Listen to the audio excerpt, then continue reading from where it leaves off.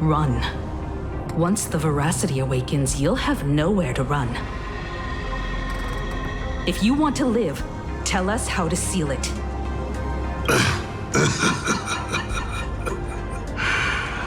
It's too late. Just like how a star can collapse into a black hole. Once hunger crosses its limit, the husk's awakening will be unstoppable. I've waited thousands of years for this, watching my plans be disrupted, rectified, and delayed time after time. But a true plan doesn't require ingenious calculations. All it needs is patience. Nothing can compete against time, especially time armed with patience. This isn't for you to decide.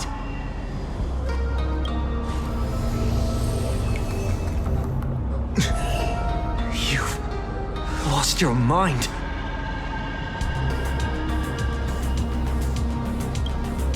He wants to offer himself up as a sacrifice to satiate the husk.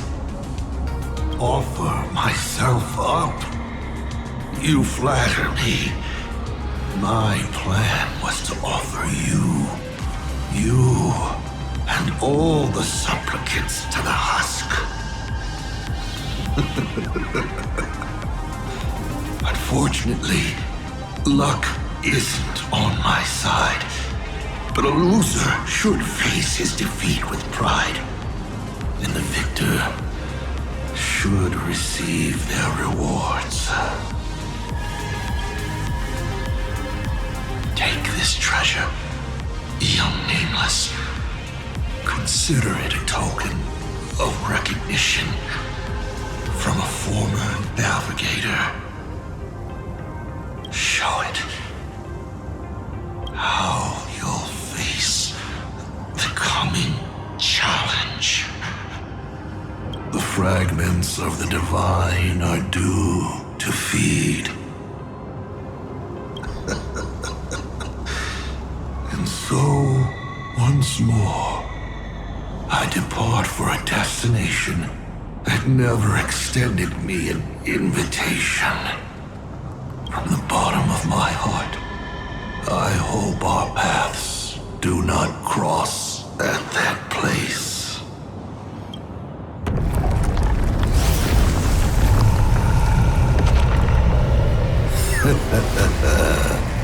It's too late. The veracity has awakened. Now, run.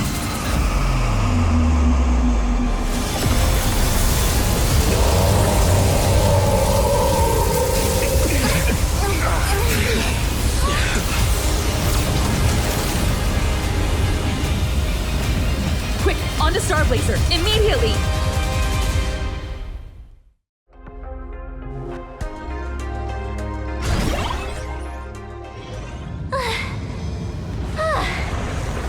Can a girl even catch her breath after defeating a villain?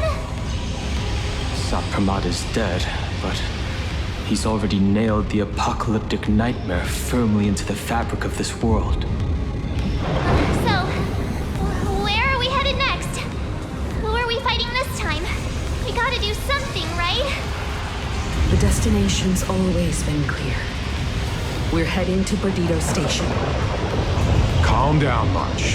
Fighting isn't the only thing the Nameless are good for. Leading people safely out of their predicament. Now that's a mission even more true to the Trailblaze creed than taking down a formidable foe. And that's exactly what we're about to do. Himeko, are you saying... The husk's awakening can no longer be avoided. So from now on, we need to use what time we have left to do what the Astral Express does best. Everyone, I've arrived at the same conclusion. The husk's activity index is rising exponentially. It's only a matter of time before the seal completely disintegrates.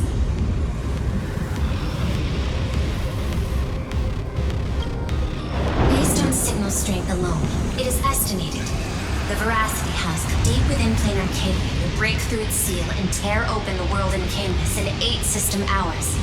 When that happens, the planet Ahatopia will be the first course on the menu once the Eon's remains awaken. And 12 system hours after that, the entire Consternation star zone will be reduced to a feast for the ravenous. The Express is the vehicle with the longest known warp range and the greatest carrying capacity. I've already given the order. Perdido Station will clear a priority lane for you. Please proceed to Perdido Station with all haste. Allow the refugees to board and leave Planarcadia. Understood. Better brace ourselves for the most packed ride the Express has ever seen.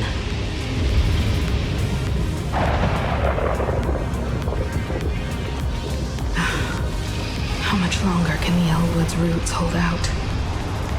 We're running out of time.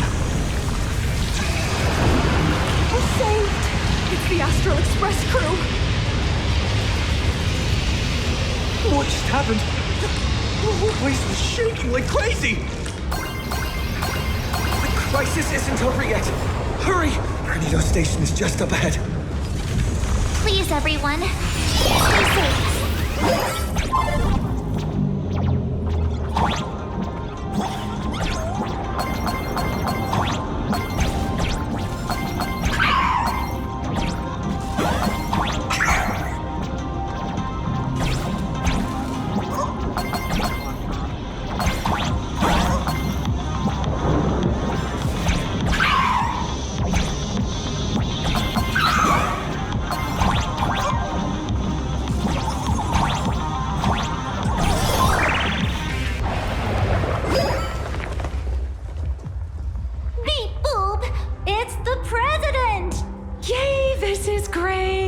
While the Furbos and I were helping the security officers move supplies and keep order, I kept wondering when you'd come back. You really made it! Oh, no wonder you're the protagonist. Lucky as always. Oh, thank goodness! I thought the president had gone out in a blaze of glory! Woohoo! The president is unstoppable! I'm gonna post this amazing news online right now! Oh, by the way, what about that Cienjo general who set out with you? To lock onto Assad Pramad's clones, General Yao Guang was imprisoned within the infinite possibilities. I don't even know if she still exists. I see. Her divination came true after all. But, hey!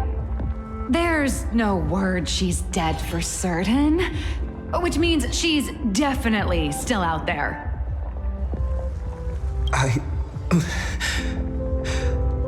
I'll find a way to bring her back. I promise. I'm afraid now's not exactly the time for this. The ground outside is shaking like crazy. Looks like some big trouble is rearing its ugly head. I spotted Miss Kuchiba on a call with my creditor, the esteemed Madame Pearl. They were talking about doing a head count of the refugees and getting everyone aboard the Astral Express. I'd better head back and help them out. Everyone's pitching in and I'd look pretty bad just sitting around twiddling my thumbs. You should go talk to them in the meantime.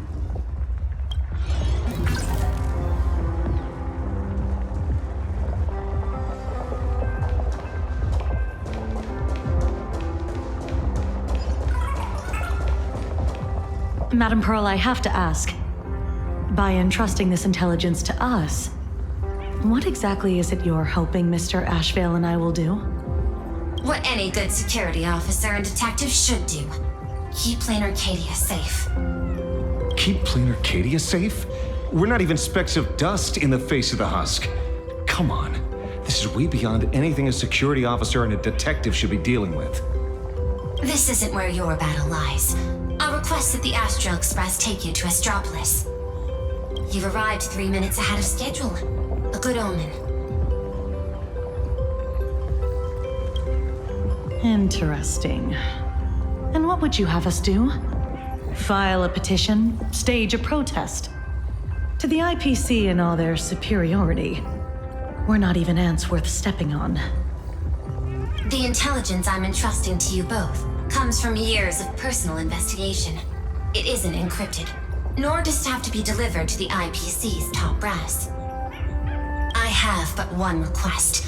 Protect Planarcadia at all costs. Perhaps you still remember Jade's invitation. A 7-member summit on the Anti-Destruction Alliance is to be convened in Astropolis. I'm hoping the Astral Express can take the refugees from Perdido Station and bring them there. Before the time comes for the husk to break through the seal, I implore you to report the situation in Planarcadia to the IPC's top brass and ensure that the preservation's protection is secured. Will the Amber Lord answer our call? The Amber Lord shall be watching. In 12 system hours, the husk will devour the entire star system, and the IPC's decision will serve as an interpretation and execution of the ideals of the preservation. Their weighted gaze will inevitably fall upon here. What we need is to tip the balance of IPC's decision-making toward protection rather than abandonment. Under Klapoth's watchful gaze, Graphia, Silverwolf, and I will reenact the World and Canvas ceremony to block the husk and buy time before it breaks free. Madam Pearl, you're not coming with the Express? No, my duty lies here. I shall stand with Planarcadia to the very end. Besides, the artistic realm I've sought for so long is finally smiling upon me. 1,000 years ago, Graphia encanvassed the entire world in that very same moment of peril. Now that I have another chance to put brush to canvas, how could I possibly let it slip away? There's no need to worry about me. I've already made arrangements in Astropolis for the current situation. I know. The Nameless have always been brave enough to linger in the direst of plights. Running away has never been your style. But that's exactly why I'm asking you to bear this decision. The one that's harder for you than any other. There is still hope. So long as even a single stroke remains to be drawn upon the blank spaces of fate's canvas, the masterpiece that is Planarcadia will not be lost, and the Phantom Moon Games are far from over. No matter how dire things get, we shall find it in ourselves to smile. For this is a ceremony meant to bring joy and miracles to the world. Yes, there's still hope. Madam Pearl, I once said that the Trailblaze would serve as the sail for the Anti-Destruction Alliance. And so, in times of fierce winds and rough seas, that's precisely when a sail must do its part. Next, it's time for the Astral Express's War Council.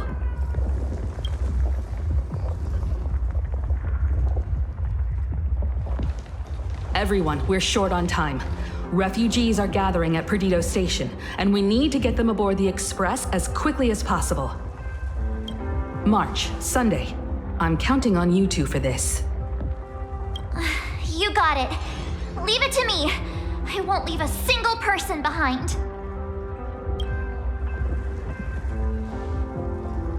Once the Express departs, I'll need you to handle navigation and keep things in order on board.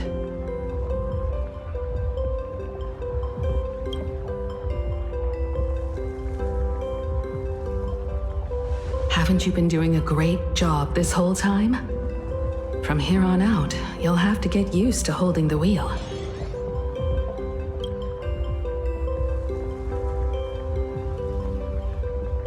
As for me, I'm the one who set out from this place, and the one who's come back.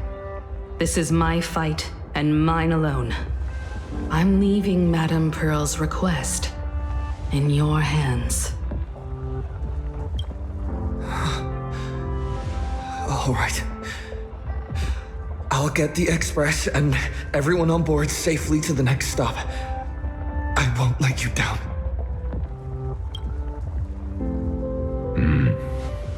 Feels like we're back to that very first moment when we boarded the express. Well then, I'll stay behind and help Himiko maintain the Starblazer. In that case, the duty of protecting the Express falls to me. I'll be clearing the lane when the Express takes off.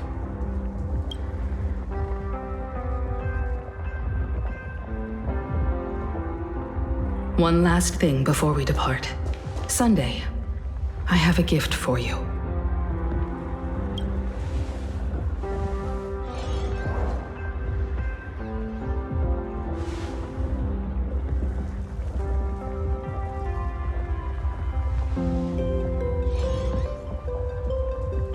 As the Navigator, I'd like to officially invite you to join the Nameless of the Astral Express. You could have left at any time, but thank you for staying with us all the way here. You may not be one of the Nameless who solemnly swore their oaths upon the path of the Trailblaze, but I believe the courage you showed standing beside us against Asat Pramod is nobler than any oath ever spoken.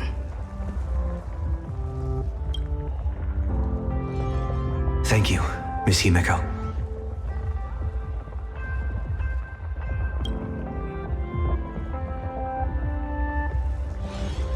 Though Planarcadia was not the place I sought, I still believe that somewhere at the end of the road I have yet to walk, there exists something more enduring, something truly worthy of being called an Arcadia. To that end, I'm willing to walk this path with you all, to witness it, and to see it through to the future that awaits us. Everyone, from this moment onward, we each march toward our own battlefields and fight for the survival of this world. But this is no farewell. I won't say goodbye to any of you. Not while we're still walking the same path. This journey leads us starward.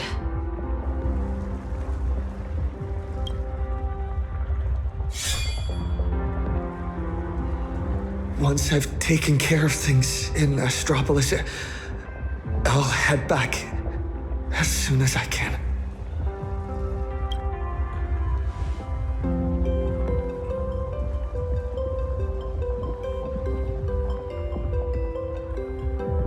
Attention, all evacuees at the Perdido station. Please form an orderly line and board the Astral Express for immediate transport to Astropolis. I repeat, please form an orderly line and board the Astral Express for immediate transport to Astropolis. There's still a little more time before departure. Make the most of it. And say goodbye to your friends.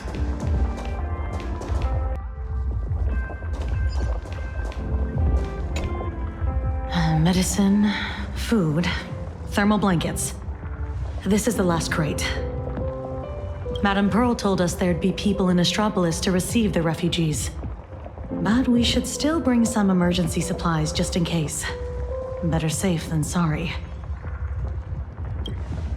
The Marketing Development Department and the Technology Department left behind one hell of a mess before she took over this world. And she wants to hand over every last shred of evidence she's gathered over the years to us, so we can deliver it right under the IPC's nose. Never thought I'd end up moonlighting as a delivery man at the end of the day. Well, it's not too far off from the Galaxy Ranger playbook, delivering evidence of the bad guys' crimes right to their doorstep, gift-wrapped with a few bullets. Based on what I know about the IPC and how they operate, she's basically handed us a hot potato. Cross-world law enforcement. That's a bit beyond the scope of anyone's jurisdiction. But judging by the look on your face, I'd say this isn't much of a hot potato at all. More like a ripe, sweet fruit just waiting to be picked. Everyone, the Express is ready for departure. Please bring the remaining supplies and the last of the evacuees aboard as soon as possible. We need to depart immediately. Attention all passengers! The Astral Express will be departing in 10 minutes! Please board without delay!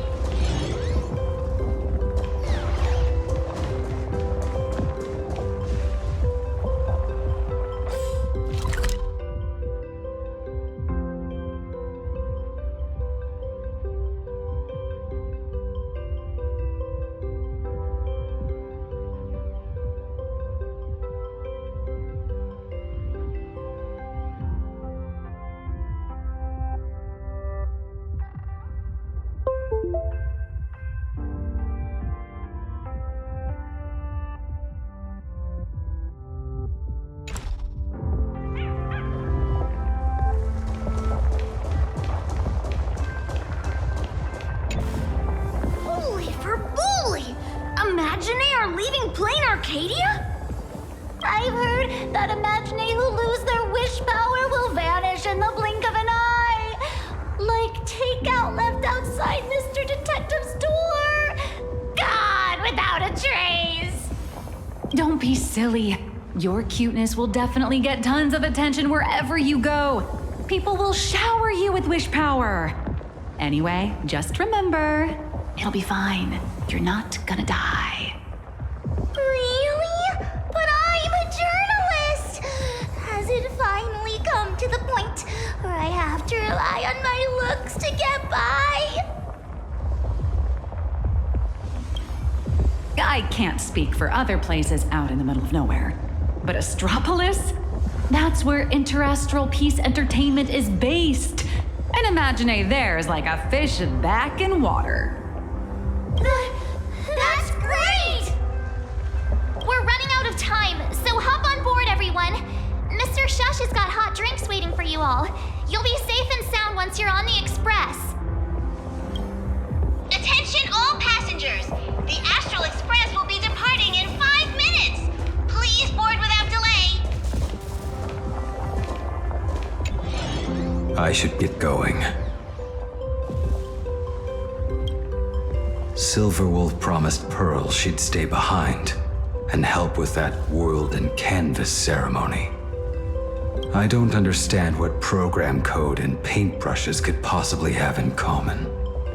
Nor do I have any idea what calculations are running through her head. She gave her answer and chose to stay. And so will I. After all, this is exactly why I joined the Phantasmoon Games. Ever since I received this body bestowed by the Abundance, this is the first time I'm fighting not against death, but to preserve a single moment. It's been a long time since I've allowed myself to act on my own impulses in a world where no script dictates the outcome. You too.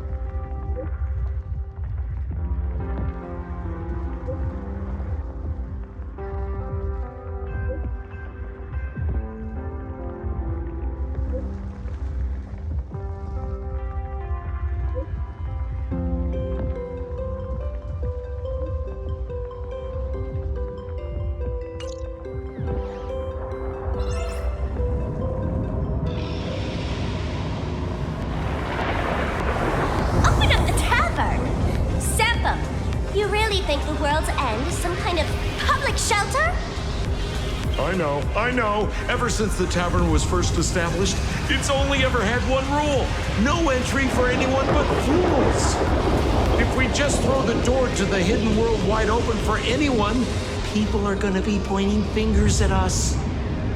But I, oh Simpo, look at this flock of lost sheep with nowhere to go, and I gotta say, my heart's aflutter.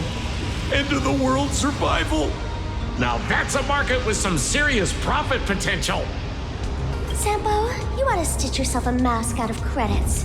If you've got a soft spot for them, just admit it. So, it appears our beautiful and kind-hearted Miss Sparksy has some sort of compromise in mind? Rules may be set in stone, but a fool is anything but. Tavern business cards, special edition. Every single one is laced with my Sparksy virus. Just scatter them around, and whoever picks one up will get a Sparksicle mask. Brilliant! That basically means everyone's a masked fool from now on. But leave it to me to open the door. Good luck out there. Alrighty, my dear little Sparks heads, quit moping around. Pull yourselves together and get ready for the next party. An even bigger bash, the Doomsday Sparksicon. Everyone's a guest here. Grab a mask if you feel like it. As for surviving the chaos in this tavern, well, it all comes down to how wild a ride they're willing to have. What's the deal with these people? Did Sparksy let them in again? Darn it! Sampo, who told you to open the tavern door to these regular people?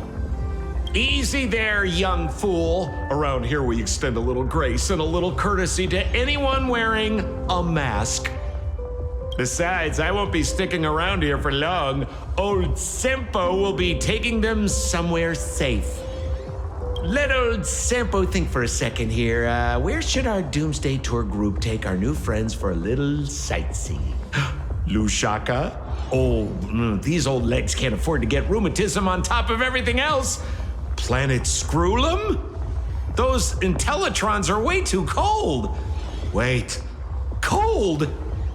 Haha, I got it! Stick with moi, everyone, for only 10 credits each. I'll take you somewhere with absolutely gorgeous scenery! The Bellabog Tour Group is officially open for business! Huh. The masked fools are pretty impressive when they actually get their act together. Guess I better pick up the pace too. Attention all passengers! The Astral Express will be departing in 3 minutes! Please board without delay! Time to get going.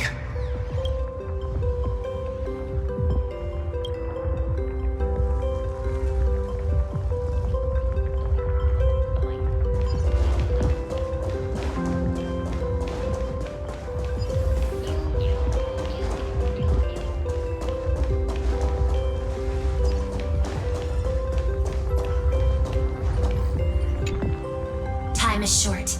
It's about time for both you and the Express to depart. I can tell you still have your doubts.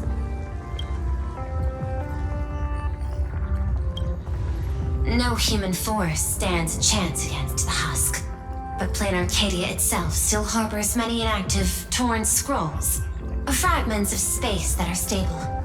I'll open every safe space we have and order the security forces to evacuate the civilians at full capacity. I can't make any promises, but you have my word. I will marshal every last bit of processing power and stake everything I have to fight for their chance at survival. Graphia, Silverwolf, and I have reached an agreement.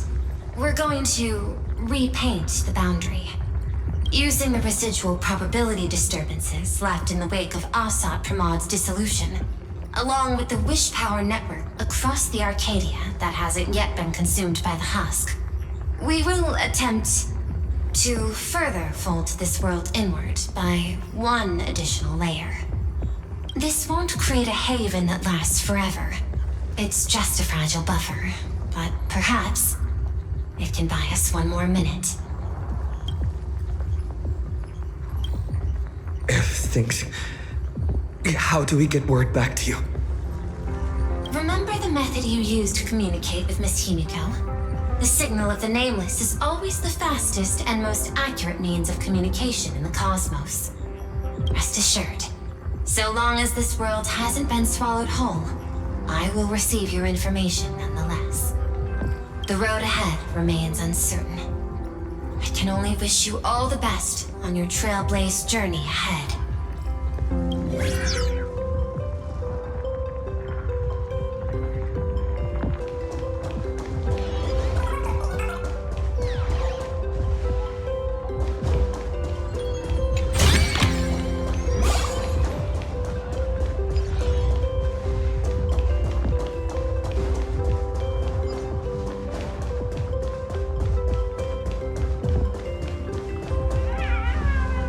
Time to get going.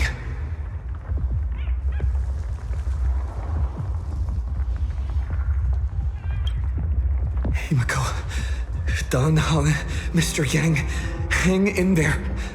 I'll be back to help as soon as I can. No matter how many obstacles lie ahead, no matter how many solutions I must try, I will win the support we need, bring the preservation's aid to this place, and put an end to the threat of the Veracity. We believe in you. Don't worry about us. We're counting on you now. We'll hold out until the moment you return with good news. No navigator is born knowing where the destination lies.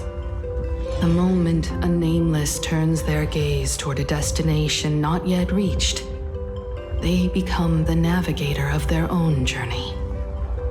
Everyone, it's time for departure. Attention all passengers! The express will be departing in 1 minute!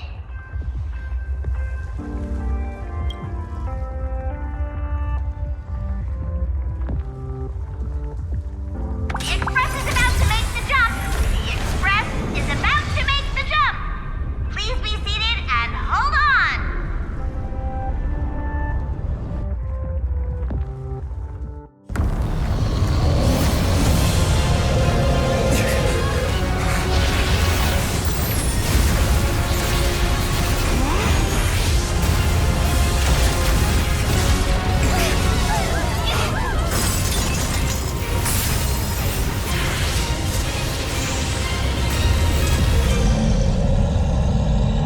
Goodness!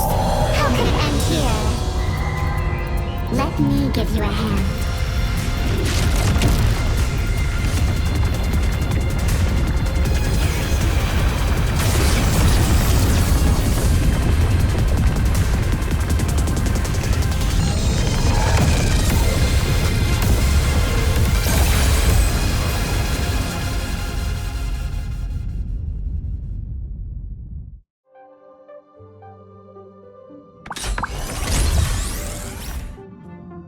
Express system diagnostics in progress. All passengers, please remain calm and stay where you are.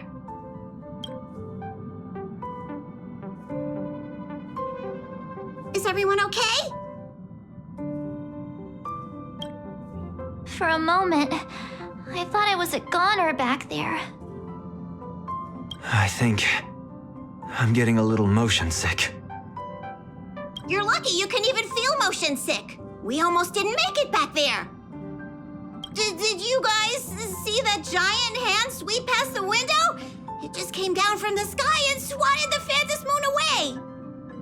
I wasn't paying attention to that. All I saw was Dan Hong and Miss Himiko fighting to clear a path for us. Conductor, what about things over in Planarcadia? Is everything okay? Relax. So long as no one's in a rush to charge head first into the beast's maw, your friends still have time to hold their own against the husk. What's going on? Who's talking?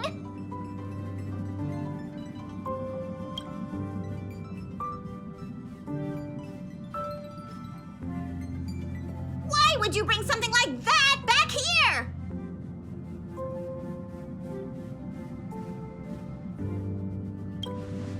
That's the head of a Lord Ravager we're talking about here. It's hard to say whether Asat Pramad's head is that hand, or this die. We've got enough trouble as it is! The Astral Express does not welcome it! Dear conductor, don't you think that's a little harsh? Thanks to you, the Express has had more close calls with death than Pop Pop can count! Don't make Pop Pop find a blender and turn you into a smoothie! It's all over now, conductor. I'm just a die left behind by Asat Pramad, a harmless toy that can't even move on its own. I see. How did things end up like this? Life is full of surprises, I suppose. Sorry for all the trouble I've caused you.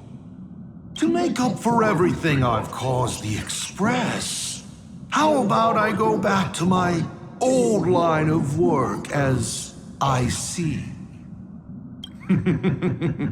You might think of me as a little teaching tool.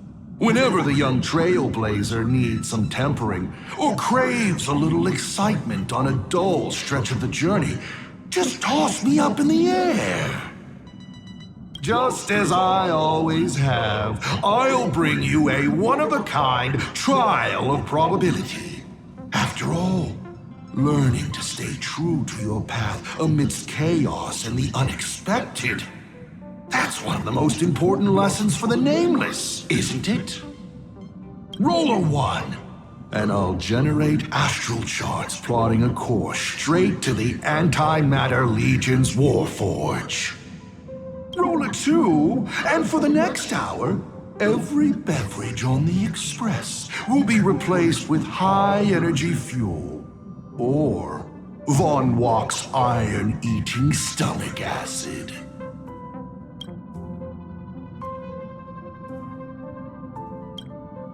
Please, just find a rag and wrap it up. I can tell. Back when IC, the Starseer, was around, the Nameless never lacked the opportunity to go on an adventure. Times have changed. Passenger with Himiko away, you'll need to step up and take on the role of acting navigator. Calibrating the warp jump to Astropolis is gonna take a little more time. Why don't you head to the party car and check in on everyone? Those passengers who just escaped must still have their hearts in their mouths. Go bring them a hot drink and say a few comforting words. Let them know that now they're aboard the Express, everything's going to be okay. Leave it to us, conductor.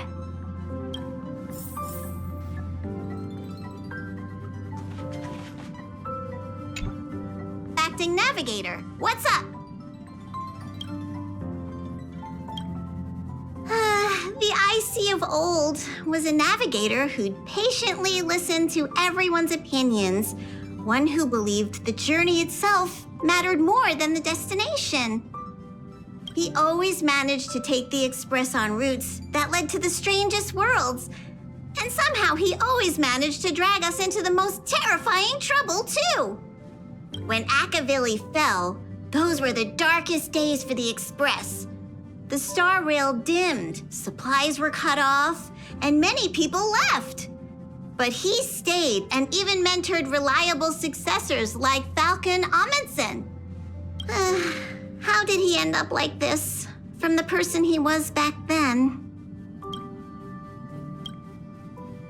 It's a curio he's kept on him since long before he became a navigator. He says the die was a blessing from Aha, capable of toying with probability on a whim.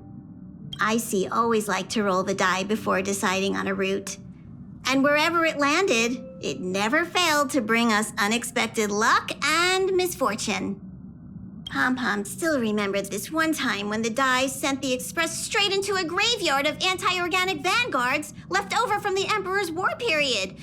Nearly got everyone on board wiped out. Luckily, Falcon rolled a big number and all those ghost vanguards wandering around just shut down on the spot. Even though IC always said misfortune tempers the nameless, everyone's blood pressure still went up and down right along with that die.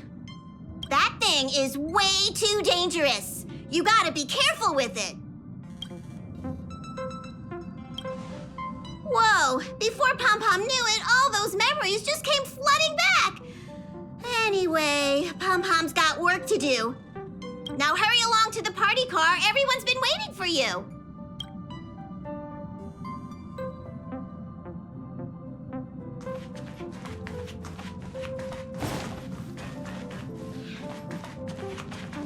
March, Sunday, time to head over to the party car and check on the refugees.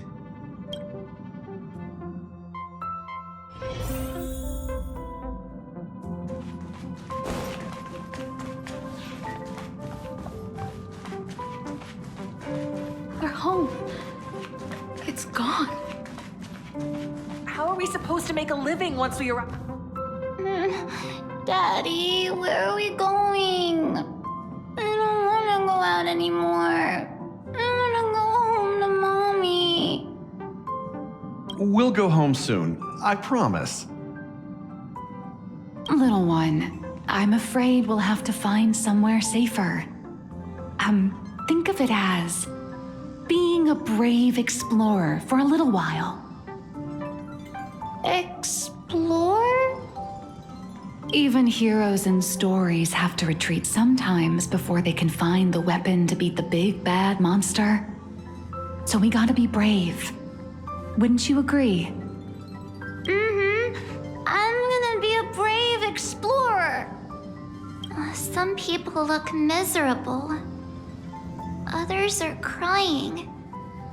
The mood around here feels so heavy. Their homeland is about to be destroyed by some unknown catastrophe, and they're being forced to leave everything behind. Far from home, to a strange world on the other side of the cosmos. Everyone's on edge, not knowing what the next moment might bring. What are we supposed to do? Fear is contagious. It spreads from one person to the next. One person cries, and 10 more start to panic. Let me try using my tuning to soothe these people.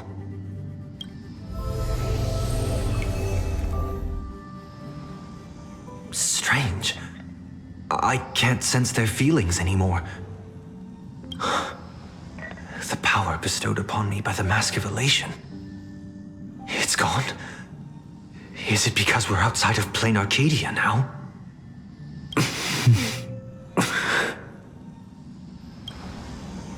You got this, protagonist. Tuning might relieve them from panic for a while, but it won't help them see the situation for what it really is. These people don't need some lofty, out-of-reach promise. All we need to give them is a clear, safe next step.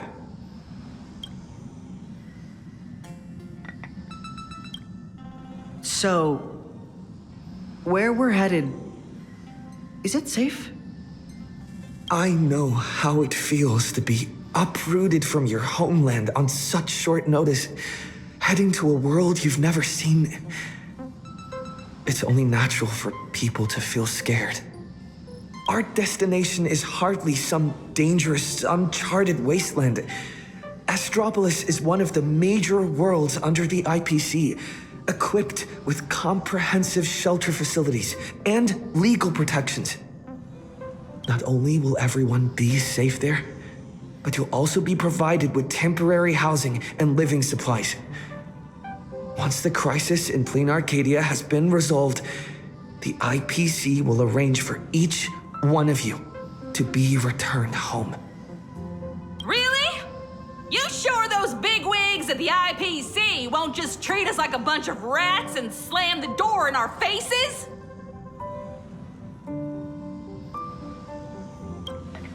Madame Pearl has already arranged everything for you all. Planarcadia is a member of the Pan-Cosmic Trade System. The IPC has an obligation to ensure the safety of Planarcadia when it faces a crisis.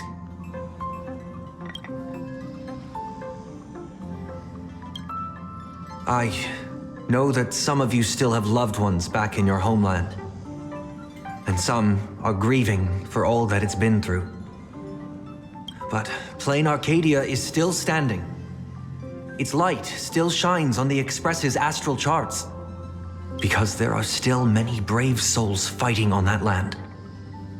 The Nameless, the Stellaron Hunters, the Masked Fools, and, of course, Madame Pearl. But is there truly any way to stop those things crawling out from underground?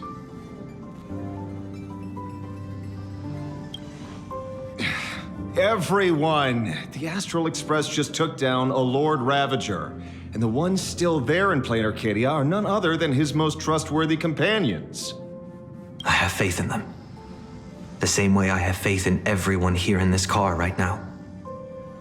They haven't given up on this world. We cannot allow ourselves to be overcome by fear or despair.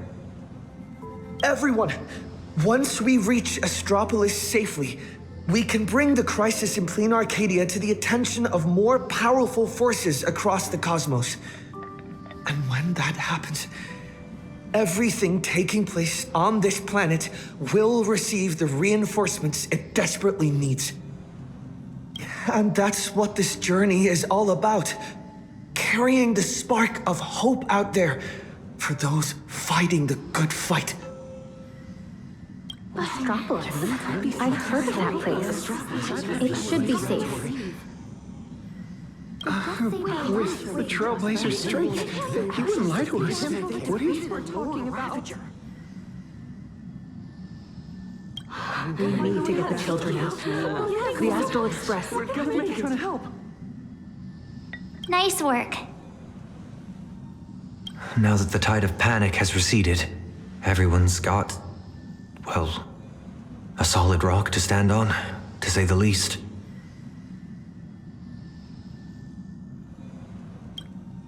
Oh, really?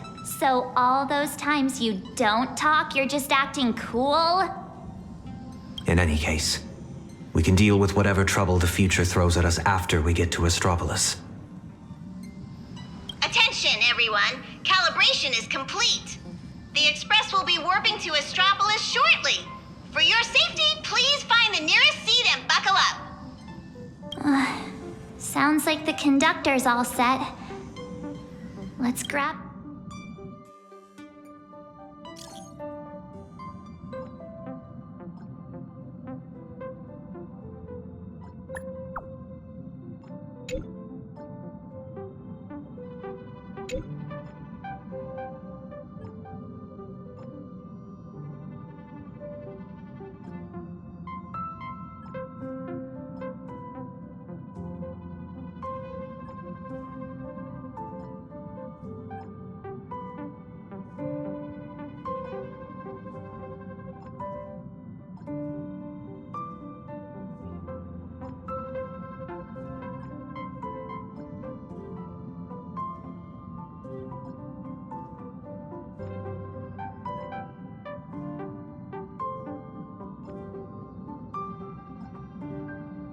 Engines primed. We're ready to depart at any time. Himiko, Danhong, Mr. Yang, please hang in there and stay safe.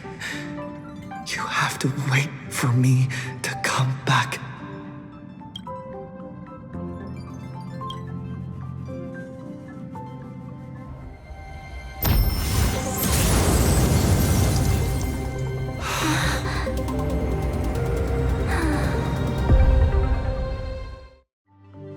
So that giant cube is... Attention, all passengers. The warp jump is complete. We have arrived safely at Astropolis. So what are we supposed to do next? Himeko and Mr. Yang always make it look so easy. Like it's just step 1, 2, 3. But now that they're gone, I end up completely flustered.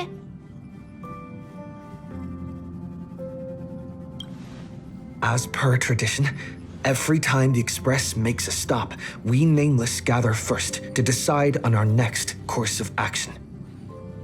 Incoming encrypted transmission from Astropolis.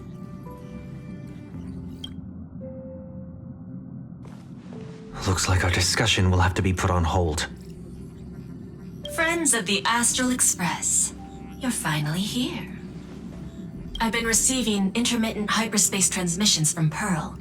I'm now up to speed on the emergency in Planarcadia, where the husk is about to break free. Himeko and Madame Pearl, are they okay? Based on the timestamps, they were still fighting as of right before your arrival here. I'll authorize landing clearance for you immediately, and have someone sent to receive you. Welcome to Astropolis. I've also made proper arrangements for accommodating the refugees. Please have the representative from the Department of Aberration Defense coordinate with them. It's rare to see Madame Jade without a trace of a smile on her face. Well, you know what they say. The fewer the words, the bigger the trouble. I'll go notify the conductor and get the docking car ready. And I'm going to inform Miss Nihilux, Mr. Ashvale, and Miss Kuchiba. We'll need their help getting everyone settled in. Friends, the docking car is standing by and ready to roll. Let's head out once you're all set.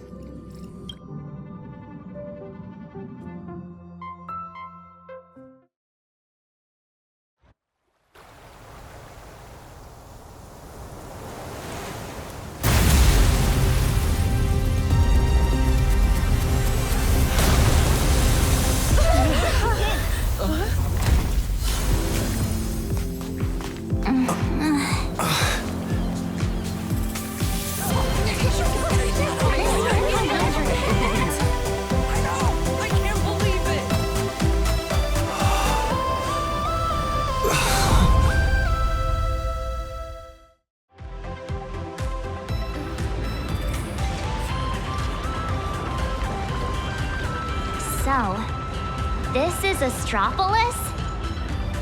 Trampolines, beach volleyball, and the smell of barbecue wafting in from who knows where.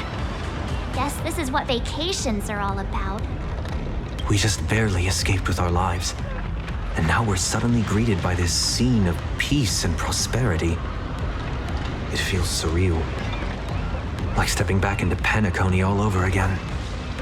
For the people of Astropolis, the events unfolding in Planarcadia still seem like a distant affair. It's hard to imagine what will go through their heads when they hear the news of the Veracity Husk's revival. From what I know, even if the news spread far and wide, most people in Astropolis would carry on surfing, sipping coffee, and dining on elegantly plated meals at open-air restaurants without batting an eye. After all, this is the vacation resort for IPC executives. Once people get parasitized by a certain kind of power, they always have this delusion that the fire will never burn its way to them. The refugees on the Express can't just sit around twiddling their thumbs. We need to report this to the Astropolis authorities ASAP. Just leave that to Mr. Ashvale and me. Sounds like a plan. Now let's get moving. And don't forget to bring Mr. N along. His brain works faster than the two of ours put together. Oh, wait. Take me along, too. Everyone's got something to attend to. How can I just sit here doing nothing? Well, that won't be necessary. You see... Oh, right. As the Astral Express's biographer, your comic's still running, isn't it? You wouldn't want to miss out on the Express crew's adventures in Astropolis, would you? A fair point. But I can't just keep being a walking camera, can I? Miss Nihilux, we understand how you feel. But the work Ashvale and I have ahead of us is... incredibly tedious. And will no doubt be up against Astropolis' massive bureaucratic machine. Please just leave all the bickering and legwork to us. Those two acting all hush-hush. Are they on some kind of secret mission or what? Madam Jade said she'd send someone to receive us. So, where's the guy? Hey! Hello! I've been waving forever and you didn't even notice me. It's me, your avian buddy Albert. Did you guys see that? One of the cars just came flying out like a surfboard. Surprise! Didn't see that coming, did you? Mr. Owlbird? What are you doing here? After all those episodes of Keeping Up with Star Rail, don't tell me you still didn't know the show's physical studio is right here in Astropolis. Do you have any idea how hard it was for me to get away from my mountain of work? All because Madam Jade asked me personally to come pick you up. Picking an old friend of the Astro Express will do the job best. What's this being all secret about anyway? I'm a pretty big deal in Astropolis, you know. Fine. Can't you give me just a teensy little hint?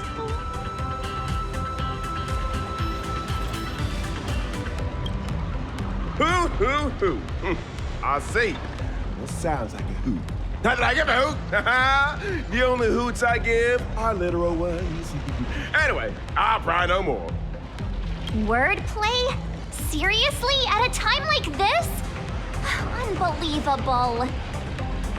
Easy there, young lady. There's no rush. Just follow me. We'll cut through the Kenner Seaside Park, and Madam Jade will be waiting for you somewhere a little more convenient. In the meantime, allow me to give you a grand tour of the city of converging stars along the way. It's sights, it's culture, the whole shebang. Shall we?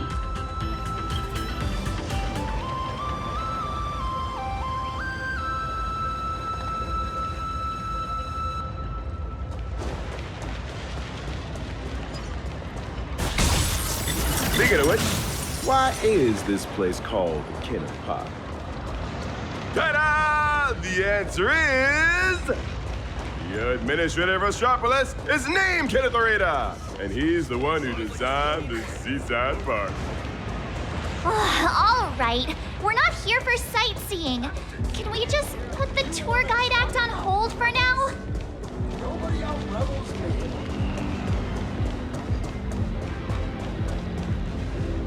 Here we are. Just head up this way. Madam Jade's waiting for you on the hotel terrace. The Tide of Terminator Grand Hotel, huh? So this is the spot Madam Jade picked.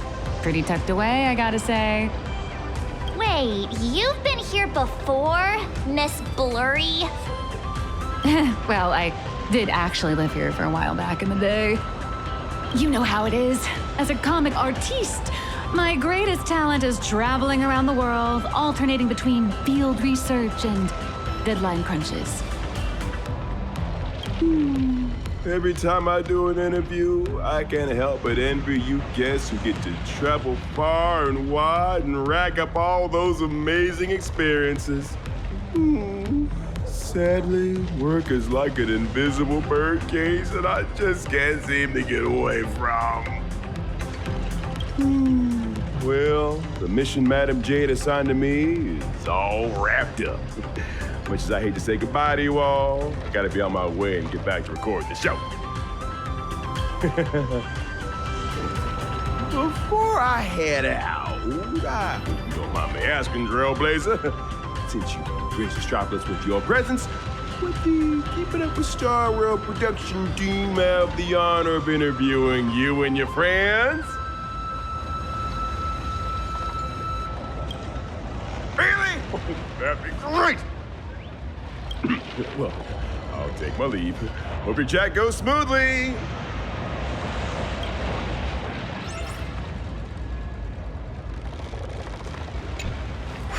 Wait, why is interplanar jump here in Astropolis too? Come to think of it, I think I might have also spotted some Imagine along the way.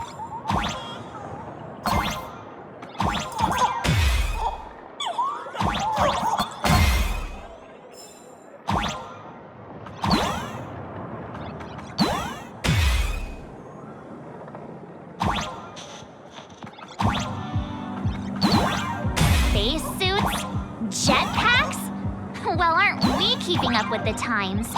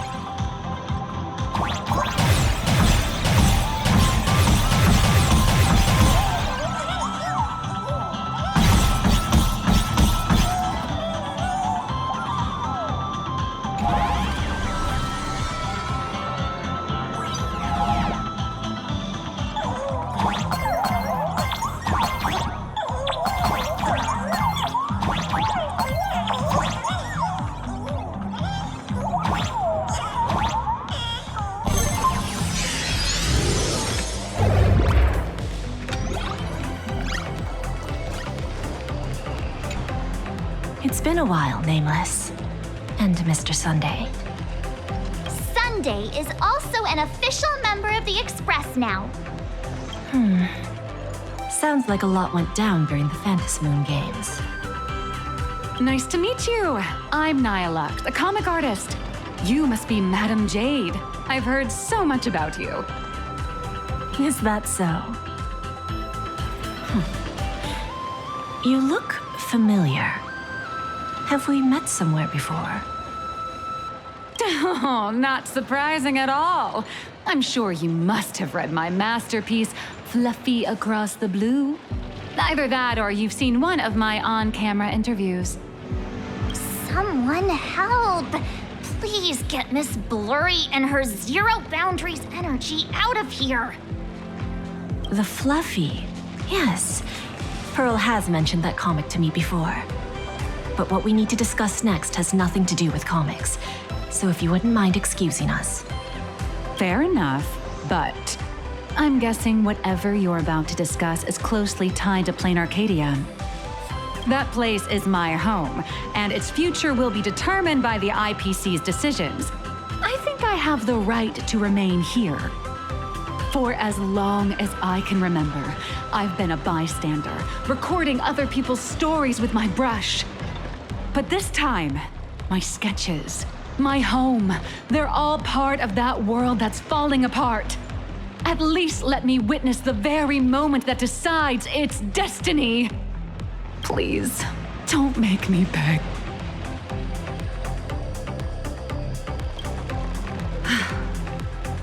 There are 8 system hours before the husk of veracity breaks through the seal. Pearl's transmission conveyed both her resolve and her plan to save them. She intended to invoke the gaze of the Amber Lord and borrow the power of preservation to encanvas Planarcadia once more, buying time against the husk's breakthrough. To that end, she was willing to offer up her cornerstone.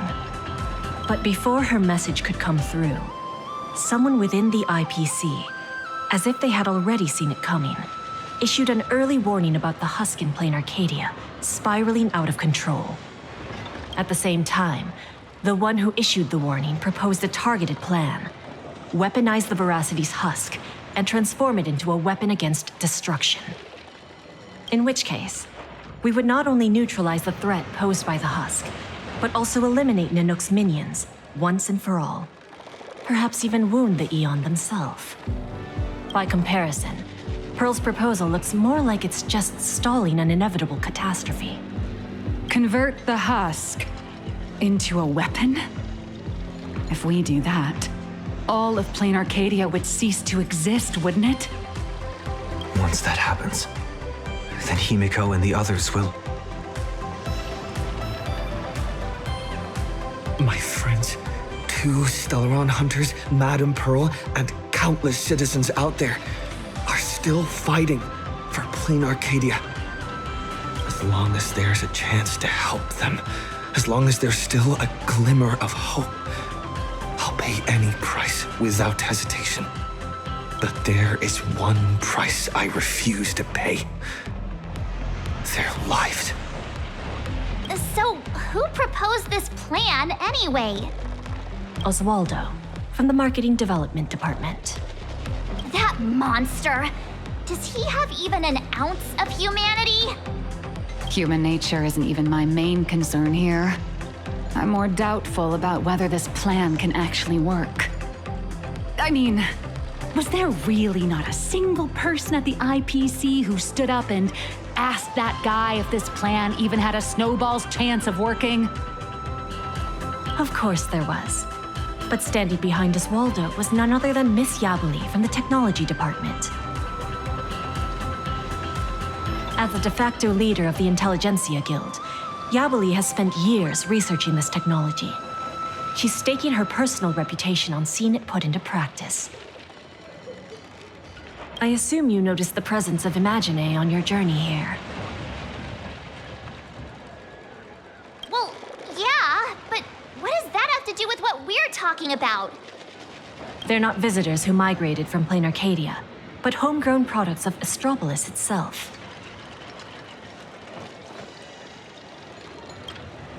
I've heard that the birth of Imagine is closely tied to the unique properties of Ahatopia. Could it be that Ms. Yabali really has gotten her hands on some earth-shattering secret? It's hard to say, but there's no doubt she's conducted extensive research into both the husk and Imagenesis. Her claim that she can manipulate the husk of veracity doesn't seem to be some spur-of-the-moment delusion. Even if she could harness the veracity, that's not exactly preservation, is it? Aren't you all followers of the Amber Lord? Little girl, the IPC indeed walks the path of preservation. That much is true. But the IPC is made up of individuals, each with their own idea of what preservation actually means. Should the preservation be about protecting individual lives and homes? Or safeguarding the prosperity and order of the universe as a whole? That's a debate the IPC has never stopped having. Compared to the Anti-Destruction Alliance strategy, which would require endless coalition building and diplomatic maneuvering, the proposal to weaponize the husk holds far more appeal. It offers a radical, efficient approach that would dramatically showcase the IPC's power. And the prospect of harnessing the fragments of a fallen Eon? This alone was enough to send many a colleague of mine with a taste for grand narratives into a frenzy of eagerness. Grand indeed. But I fear that when the time comes, Yabali and Oswaldo may end up creating something far more terrifying than Nanook. From what I understand, no matter how many people support or oppose it, the proposal still has to be put to a vote by the heads of the IPC's 7 departments before it can be implemented. Aside from Oswaldo and Yabali, Taravan from the Building Material Logistics Department also cast a vote in favor. Oh, that gluttonous butterball. Can't say I'm surprised. Everyone who meets him wonders if he's got some kind of family ties to the Veracity. Wait a minute. Let me write down all these names and departments.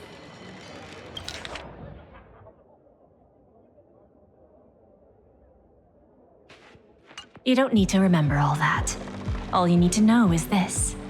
The score is 3-3. For the time being, we're tied. Whew.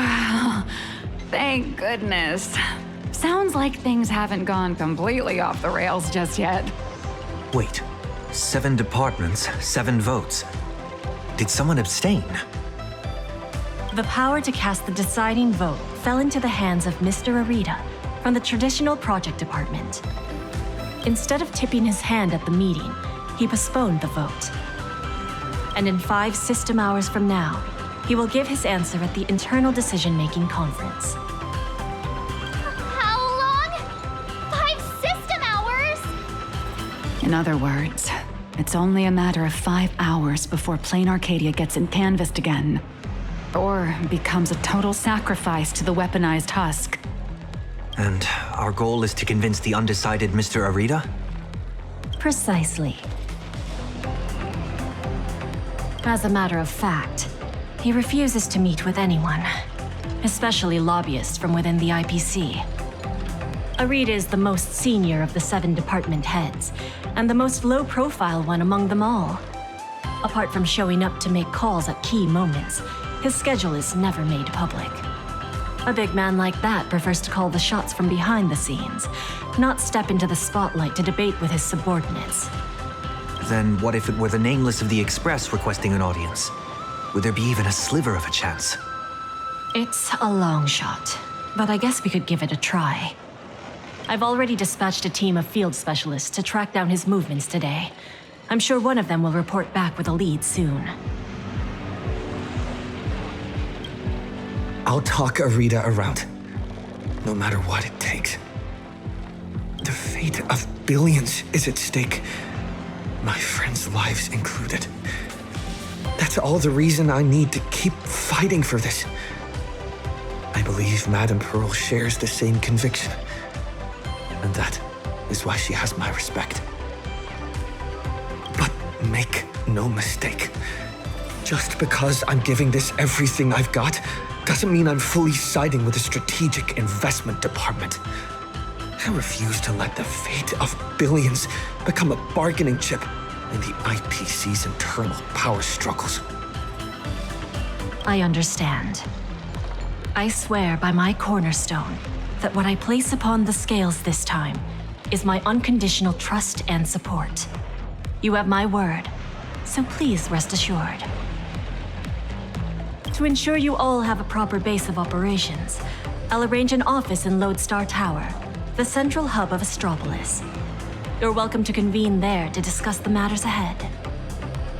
Well then, I shall take my leave.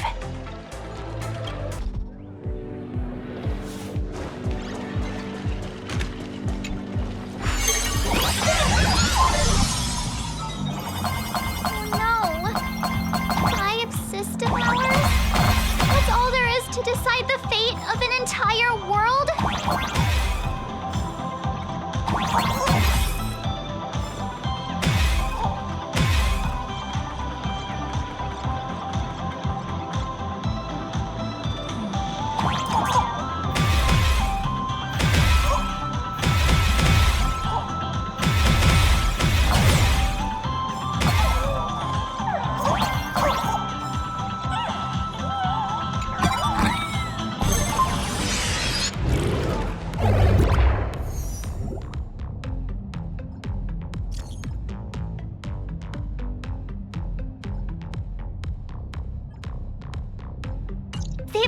tell already?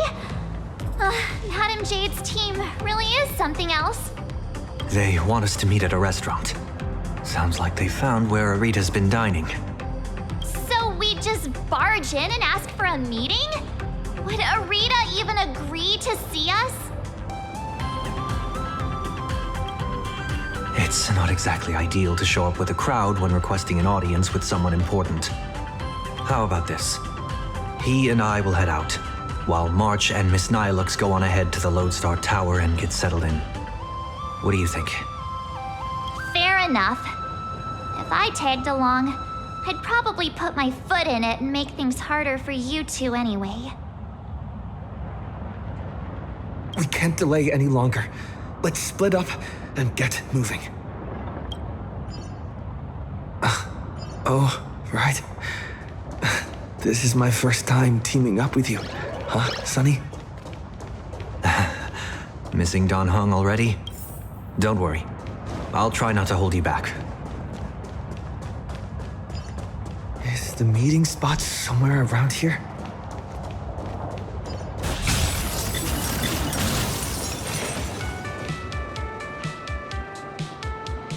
Wait. That figure! Is that you, Scott? You're still alive?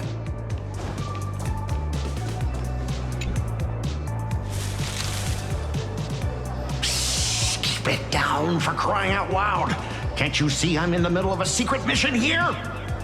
Thanks to your immense generosity, I, Scott, have come back from death, and now I'm back to repay the favor. And this is... Oh, almost forgot. This is an old acquaintance of mine, Mr. Scott. You're the IPC victim from the bloodbath in Dovebrook. So, Mr. Scott, how exactly did you survive? Wasn't it all thanks to you screaming about getting revenge for me in front of everyone?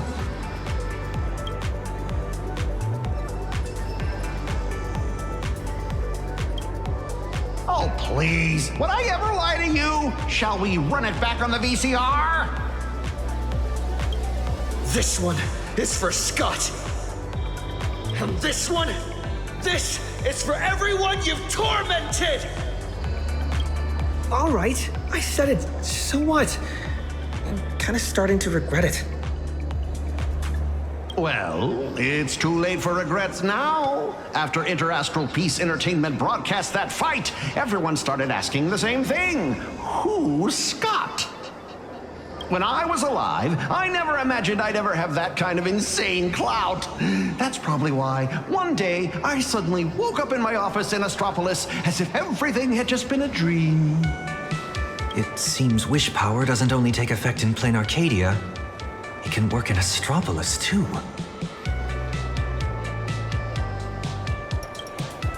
My fault. I've been rambling on about everything except what actually matters. But how lucky am I? I just got back from hell, and already I have a chance to repay your kindness. Madam Jade asked me to share what I know about Arita with the two of you. So, Mr. Scott, you know of Arita's whereabouts? Of course! The many secrets of Astropolis are practically pinned on a public bulletin board for a wallflower like me, someone who can slip through walls and go completely unnoticed. I sneaked a peek at Arita's secretary's shredder and pieced together his itinerary. Mr. Arita will be dining at this upside-down restaurant today.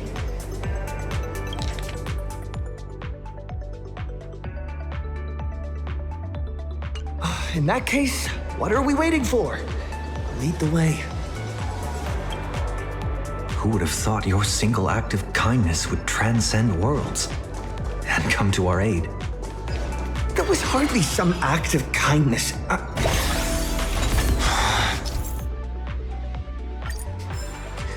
I should have kept my mouth shut. Right this way, if you will. An anti-gravity corridor? It feels like I'm back in a Penaconian dream. Even back when I was still alive, a place like this was a rare splurge for me. A restaurant that truly lives up to its name. The view here is quite spectacular. In Penacony, whenever the stock market fluctuates, plenty of people will head up to high places for a little mental recalibration. Does Astropolis share the same custom? A bigwig like him is definitely dining in some secluded private room, probably surrounded by bodyguards too. Let me go scout ahead for you. Wait here.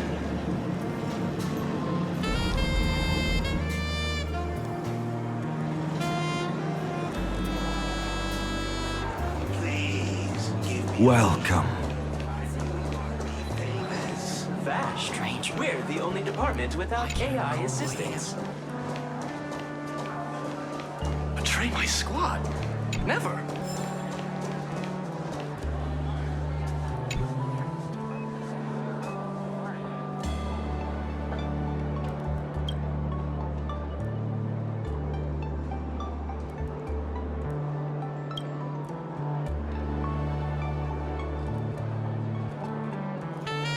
Welcome, distinguished guests. Shall I recommend today's specials?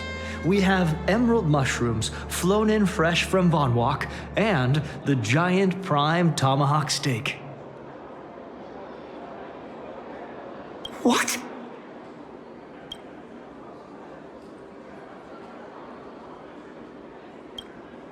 We're waiting for someone. Just 2 waters, thanks.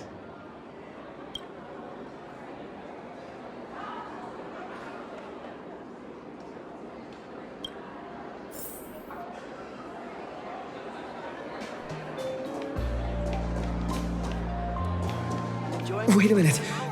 Is that Asta? I'm not even a child. The victory department speech.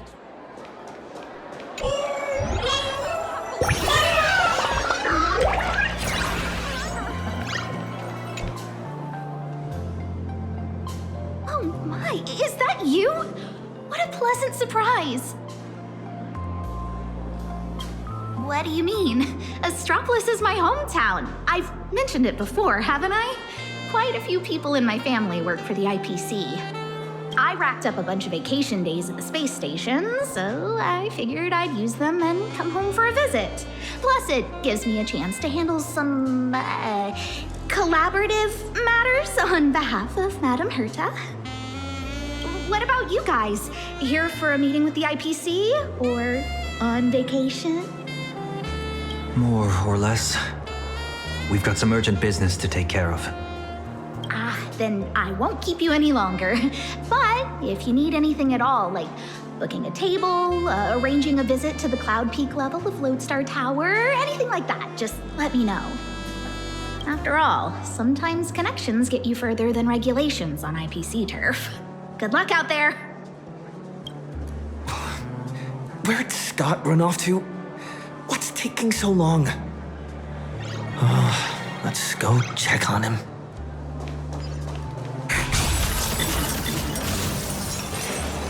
Strange.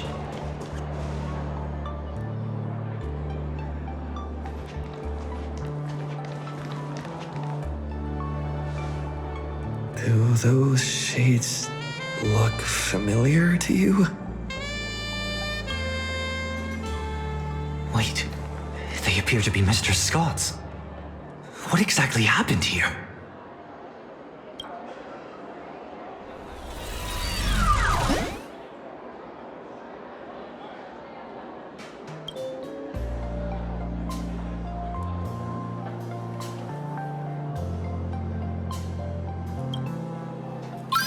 Mr. Taravan has concluded his meal. Items consumed during his dining session: 100 portions of prime tomahawk steak, 30 blocks of dragon scale cheese, 10 servings of emerald mushroom salad, assorted Ushaka blue spotted sashimi, and gold flake wine. Taravan? That's quite the appetite. And you are? I am Mr. Taravan's personal dietary management robot. My duties include monitoring his blood pressure before and after meals, and ensuring he takes his high-potency digestive enzymes and gout medication. My regards to you both. All for the Amber Lord, and that eternally bottomless dinner table. Wash your hands before you eat. Rinse your mouth after the treat. Good health makes for a happy life. Yo ho, yo ho. So, this isn't some private room for Mr. Arita at all. You guessed correctly, Penaconian exile. Please don't blame your poor ghost friend. His idea of stealth isn't nearly as impressive as he thinks, and neither is his brain. With just a little bit of misdirection, he dutifully led you straight here to me. Of course, I wouldn't be so bold as to let you disturb Mr. Taravan's meal without permission. Allow me to introduce myself. I'm Kenneth Arita of the Traditional Project Department. Traditional Project Department? Arita?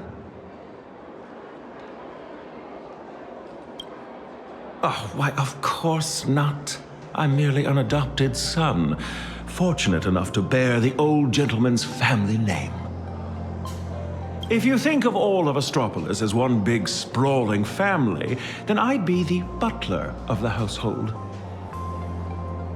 And a butler's job is to know everything that goes on within the estate, down to the smallest detail, and to ensure no pests ever find their way inside to threaten the family's interests. I heard that the Astral Express had arrived in Astropolis, 3 nameless bringing a flock of refugees to beg for aid. Curiosity got the better of me, so I decided to come and take a look. And the result turns out to be disappointing. I'm sorry. There must have been some misunderstanding between us. Mr. Kenneth, we have an extremely urgent matter and would like to request an audience with Mr. Arita. Mr. Arita has already made his position clear to everyone. No lobbyists. The lady from the Strategic Investment Department behind your visit should know that all too well. My father taught me that at the heart of every deal lies one thing: respect. But that lady showed no regard for Mr. Arita's wishes, sending bumbling spies and reckless lobbyists. Her actions were utterly devoid of respect.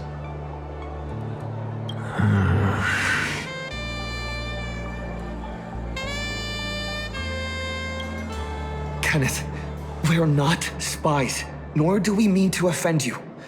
We're just a group of desperate people with nowhere else to turn. My friends are back in Planarcadia, and every living being in that world are in grave danger right as we speak. On behalf of the Astral Express, I make this promise to you, and through you to Mr. Arita. So long as he is willing to cast the deciding vote against the weaponization of the husk, the Express will bear any and all costs and obligations that arise from it. Please, make sure this promise reaches him. The bond you share with your friends is truly moving. However, I'm afraid I can't do that. As for this spy right here, I can give him back to you. The heart of every deal lies in respect. Chew on that. I've said my piece.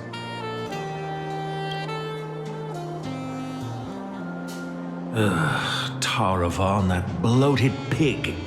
Weaponizing the voracity? Why not just weaponize himself instead? Save everyone the trouble.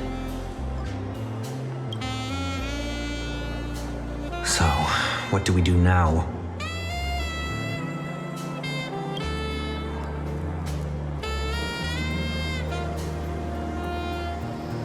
I'm sorry. I messed everything up again. An unfavorable opening, to say the least. The moment IPC faction politics get involved, things get infinitely more complicated. What do you think? Should we try a different approach, or keep up the chase? But where exactly is that hope you're referring to? The heart of every deal lies in respect. Is Kenneth trying to tell us something? Respect? Since when has the IPC ever treated anyone with respect? Setting everything else aside, my higher-ups are each more ruthless than a wolf, which is very much in line with my family motto, no friends, only prey. Who knows? Maybe we're even distant relatives? A wily old fox like Arita, does he even know what respect means? The only way he'd ever bow is if Louis Fleming crawled out of his coffin, I'd say. Huh? Really? True respect comes from having the strength that others acknowledge. Just like how the Strategic Investment Department respects the Astral Express, Kenneth is telling us he wants to see what we're made of. I see. But what do we have that could earn his respect? Trying to bribe him would take wealth on old Odie's level to sway Arita. As for using force, that would be exceedingly unwise on IPC ground. As far as the city is concerned, the awakening of the Husk is still a piece of information known only to the IPC's upper echelons. But Astropolis isn't home to IPC executives alone. It's also teeming with envoys, magnates, and officials from member worlds across the pan-cosmic trade system. Exactly. The crisis Planarcadia is facing right now is going to seriously shake their confidence in the IPC. What's that old saying? When one limb suffers, the whole body feels the pain. So, once we release this information to the public, the IPC's stock price is going to be thrown into turmoil. We don't necessarily have to convince Arita. We can use information the way Fullwish did. Once you start learning from the enemy, it's hard to stop, isn't it? So, we leak this to the press and turn this little internal scheme into an external risk that the IPC has no choice but to deal with. It's time to relaunch Verbobo Weekly and drop our first bombshell scoop. Husk? Stock fluctuations? I have no idea what you're talking about. I think I'll pass. I just got a new lease on life, and I'd like to enjoy it for a few more days.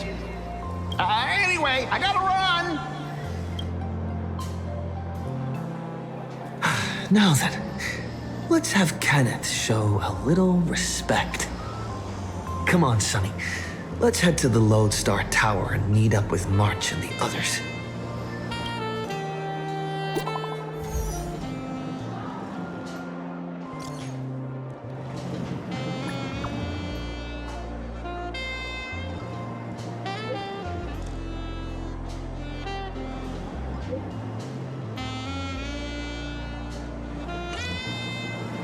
March 7th, disturbing the peace? Oh, you gotta be kidding me. We can still make it in time if we make haste. The Victory Department speech was so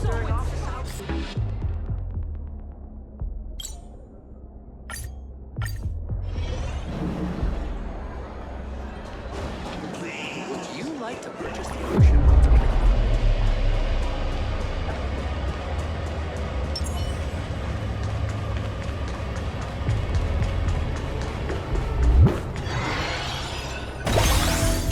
Strategic Investment Department.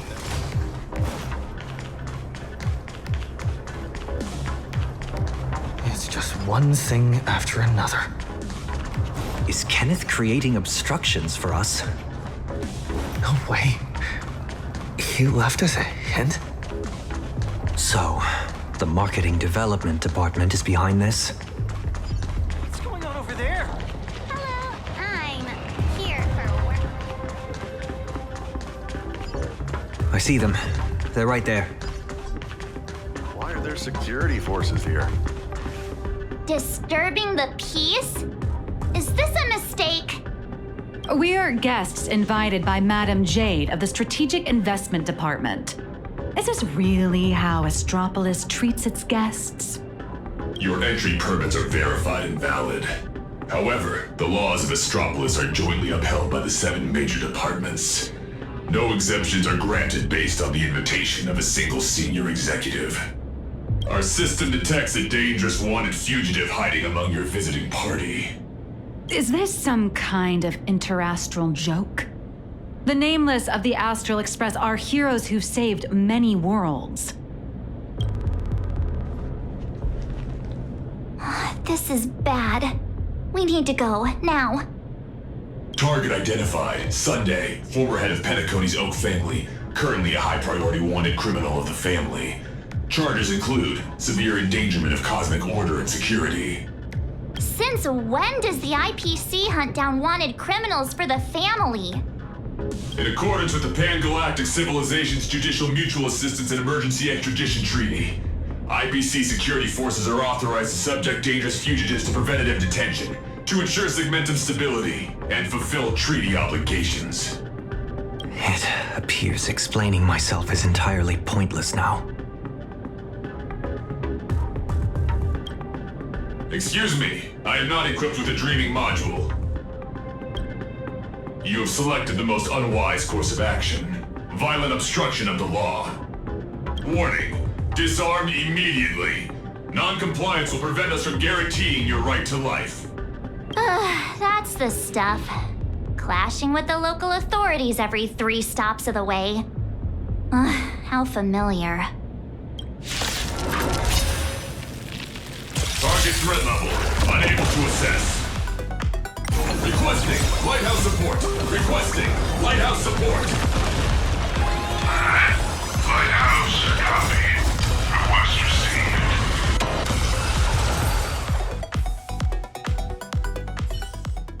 Lighthouse, execute the arrest directive immediately. Zip it, tin can. You're making my brain hurt. Huh? What's going on? Why is he taking down his own people? All right, stand down. I'm not here to cause trouble. Here, this is a special access pass. Its clearance is a few grades higher than that outdated arrest warrant of yours. I'm taking them with me. Objections? Clearance confirmed. Hilarious. Clearance confirmed. One word of objection out of you, I'll be pounding you into scrap and shipping you back to security in a box. Right, you lot. Write your own incident reports. Make it airtight and keep my name out of it, hear me? Well, don't just stand there. Do you really want to waste eternity dealing with these by-the-book blockheads? Allow me to introduce myself. I am Lighthouse, Astropolis' honorary security officer. I am the light that pierces the darkness, the shield that guards against danger, the one who leaves no place to hide for the scoundrels that threaten IPC assets and the safety of Astropolis' citizens. I am the bane of evil. See that gleaming statue? They built it for me after I single-handedly stopped an out-of-control airship from crashing into Paradise Island 3 years ago, saving well over 100 IPC executives and more than 1,000 foreign dignitaries from our partner worlds. Cool. So, you're basically Astropolis' resident superhero? Superhero? I'm no different from the influencers swarming this city. I can't hold a candle to the Nameless of the Astral Express. At the end of the day, I'm just a corporate grunt running errands for the big wigs. Someone sent me to bail you out. As guests of the Strategic Investment Department, you all have free reign in Astropolis. With the exception of that Palovian young master over there. The IPC is riddled with internal factions. It seems someone is trying to assert their presence. Spot on! I got 2 calls at the same time. One asked me to ensure unrestricted access for the Strategic Investment Department's guests. And the other asked me to apprehend the high-risk wanted felon. I thought to myself, isn't this just a... picking on the little guy? Am I supposed to fish the sugar out of their instant coffee too? But hey, that's just how corporate life is. So, tell me, big hero, exactly which 2 heavyweights are duking it out up there? On IPC turf, some questions are better left unasked. Because the real question isn't who done it, but rather, who wants you to know? And I obviously haven't received the directive to tell you. To think my past mistakes would catch up with me right here, right now. You two, I'm very sorry. Imposing my presence here will only burden you.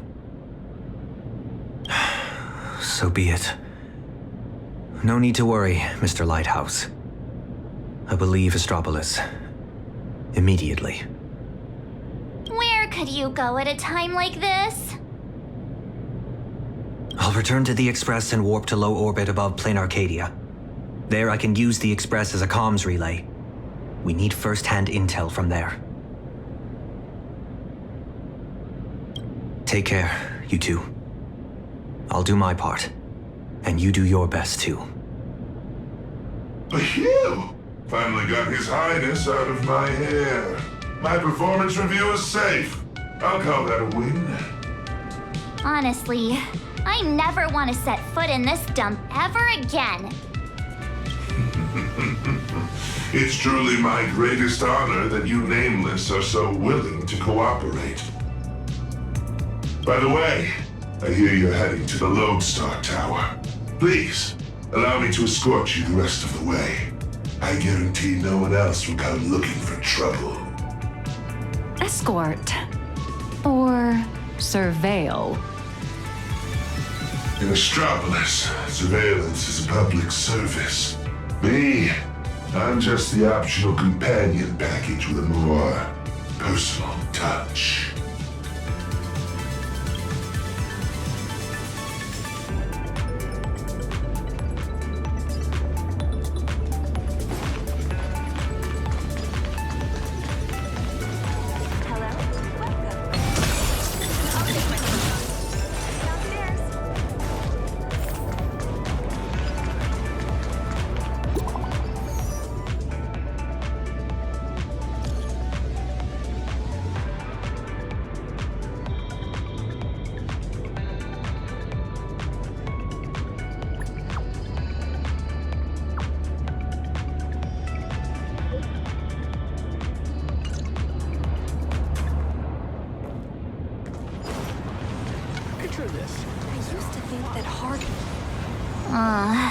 That white tower piercing the clouds.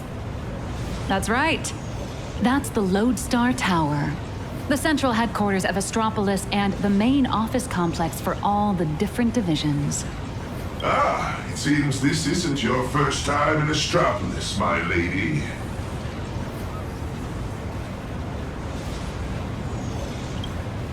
You'll see for yourselves soon enough. From afar, it might look like a prickly needle, but it actually houses a staggering number of IPC employees, along with their dreams and entire lives.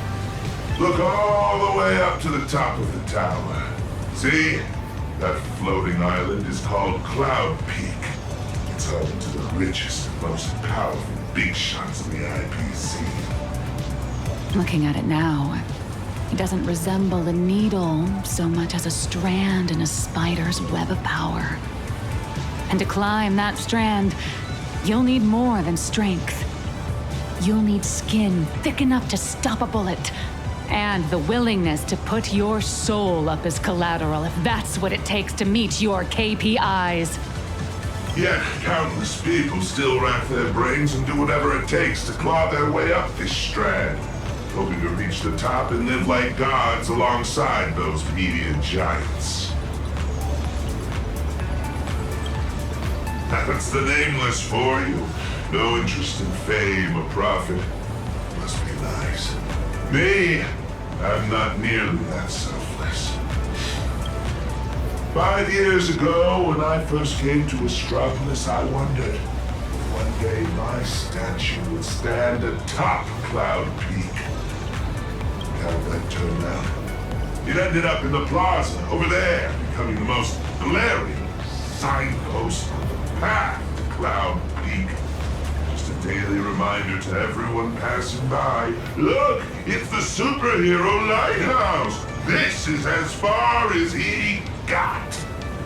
Speaking of which, after defeating Iron Tomb, did the IPC give you guys, some kind of special bonus?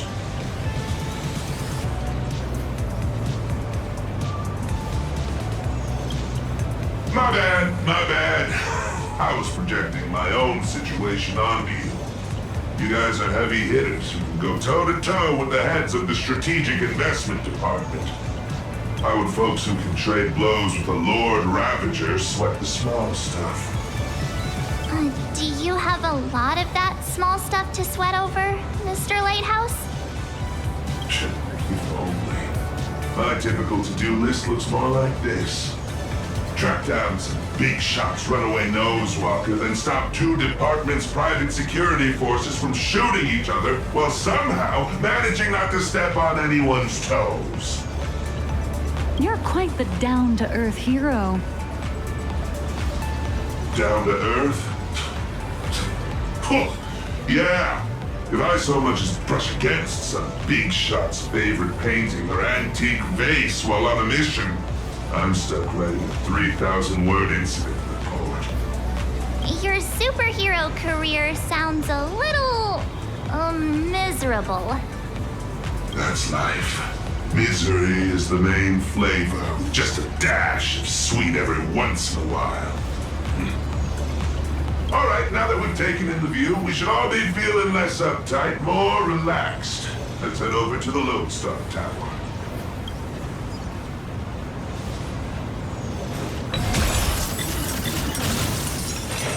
This is my first time getting up close and personal with the nameless of the Astral Express. What an honor!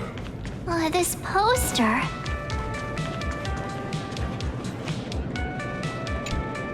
Ah, that's a promo poster for the Cosmic Big Lotto. What? Wanna buy a ticket? I get it. Everyone dreams of striking it rich overnight. No, I mean the person on the poster. Ah, Beatrice Melanie. Apparently, this insanely lucky girl hit the grand prize 3 times in a row. Who knows? I heard the IPC tore their pipelines apart looking for a glitch. Found nothing, and had no choice but to honor the payout. They even signed Beatrice as the spokesperson for the Interastral Big Lotto. Man, if only I had that kind of luck.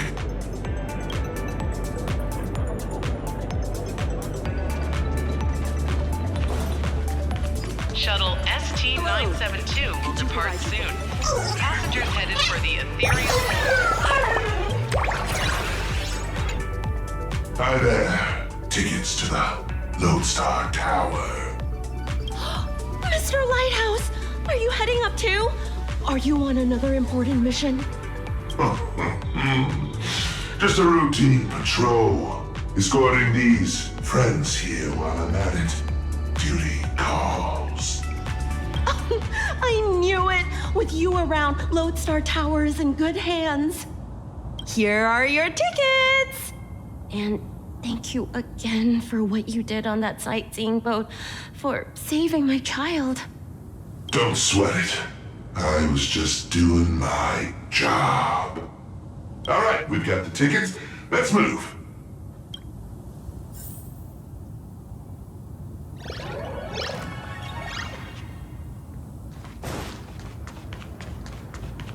Why are you beaming? I was looking into it, and apparently, back where We Imagine originated, there's an actual Fey-Kind Protection Act to safeguard our rights. Must be nice. Just because we light paws are fast doesn't mean they can keep dumping all these super urgent takeout orders on us. When I make manager, I'm definitely submitting an Imagine Protection Accord to the board.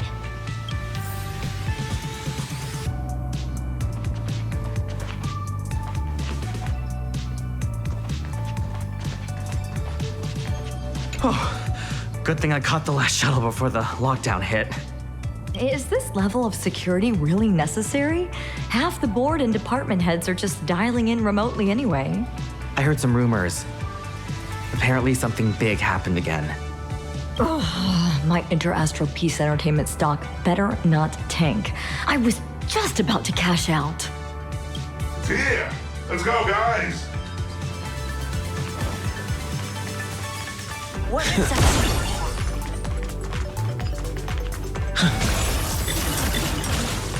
All right, everyone, grab a spot and hold on tight. This little hover saucer is gonna coast along the tow track for a bit before taking us into the lodestone. Skylight's open. Nice view, eh? Even the most spectacular views get old when you have to stare at them every single day.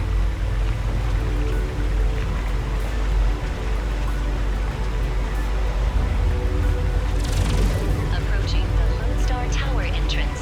1 moment, please. Authentication complete. Lodestar Tower.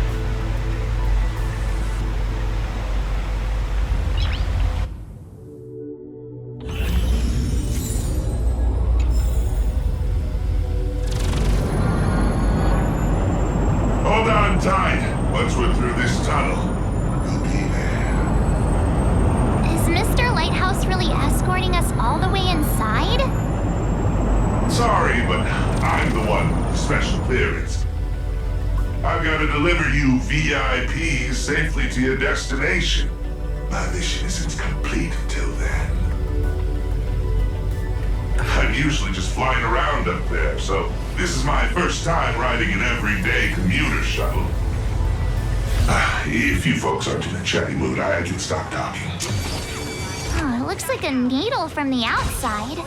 But once you're inside, it's actually massive. You're looking at least 100,000 people buzzing in and out of here on any given day.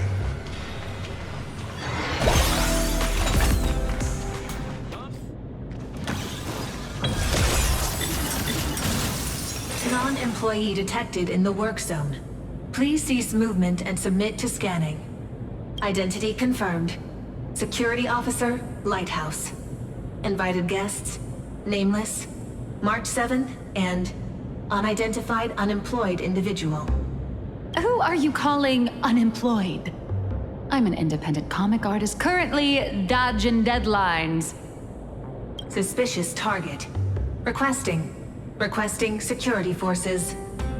Again? Is there seriously no end to the IPC's red tape? Special access permit. Authorization code 54266. Authorization confirmed. Welcome to Lodestar Tower. Please abide by the IPC Code of Conduct.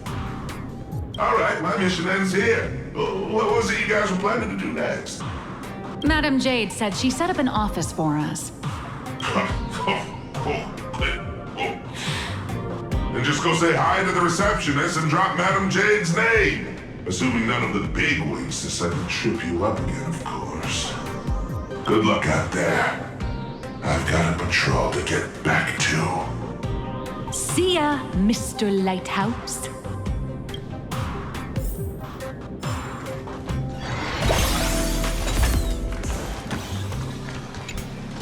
For malfunction reports, please proceed to Zone D. For visitor pre-registration, please submit the online form and expect a processing time of at least 3 business days.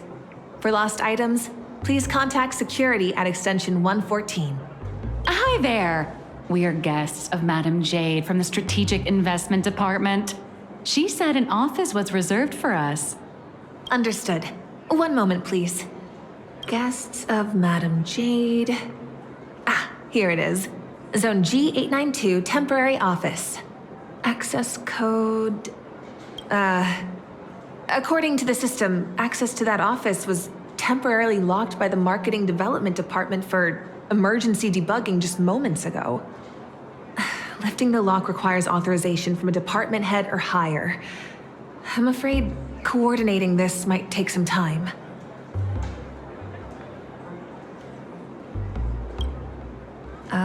Let me check. 24 system hours. 24 system hours? We don't even have 4 hours left! That's the IPC for you. A textbook example of petty office politics. But this is just ridiculous! A petty turf war over an office is going to indirectly destroy the future of an entire world! Looks like we'll just have to ask Jade to assign us another. We're out of time. We went through a lot to get here, and I'm not letting them stop us now. Let's try this instead. Employee ID IPC MDD GL3 1545. Name Beatrice Melanine. Affiliated with the Marketing Development Department, Cosmic Big Lotto Division, Level 3 Project Consultant. My access permissions should still be dormant. I'd like to activate them. Beatrice Melanine? Oh, wait, are you the Big Lotto girl? That's goddess to you, the Lotto goddess. Listen up, rookie. Citing Article 7 of the Emergency Internal Resource Allocation Regulations, during periods of cross-departmental collaboration, employees of Level 3 or higher from the originating department may apply to elevate their temporary venue coordination priority to the maximum. Now, type it in and give it another try. Clause verified. Temporary system authorization granted. Force unlocking access to Office B703. Please wait. All set. Here is your temporary access pass, valid for 24 system hours. Welcome back, Miss Melanine? 24 system hours, whew, more than enough. What are you all standing around for? Let's go. What just happened? Are you really Beatrice Melanine? No way. It's just one of the many gigs I've worked, hardly worth mentioning. But... I know you have a lot of questions, but the hallway isn't exactly the best place to chat, is it? This way! B703, right? Back at my old stomping grounds. I know this place like the back of my hand.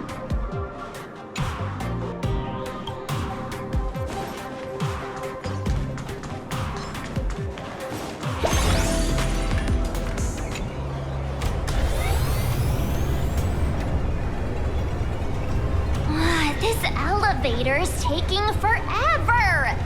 How many floors does this place even have? The Lodestar Tower tops out at 6,622 floors. I'll never understand why they built it so ridiculously high.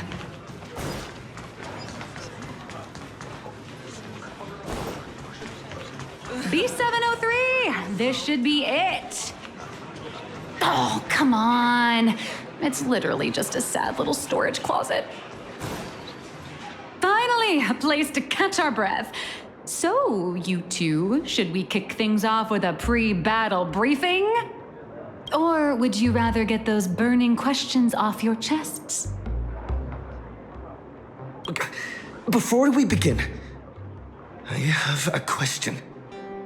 From the day we met, your identity has changed constantly. President of Robobocom, an employee at Perlux, a deadline-dodging comic artist. And now, you're the IPC's Lotto goddess?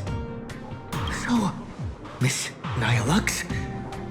Who are you, really? Before I answer that, I need to ask you two one thing. You're willing to trust me, right? You seem like a good person, I guess. But if you don't give us some straight answers, he and I are gonna have a hard time trusting someone who's always keeping secrets. The nice guy card. March, that's the highest praise I've ever received. It's fine. A trusting heart is magic. Since you're willing to trust me, I'll stop hiding things from you. I do juggle quite a few identities, and I'll admit, I don't exactly look like the most reliable person. But every single version of me is 100% genuine. I'm just glad these identities have allowed me to help my friends out when they're in a pinch. Little Raccoon, there's, something I need to get off my chest. I think it's time I told you. Boss! Evil boss. Mr. Sunday tipped us off that there's some explosive news to cover, so we came without a moment's delay. Explosive news?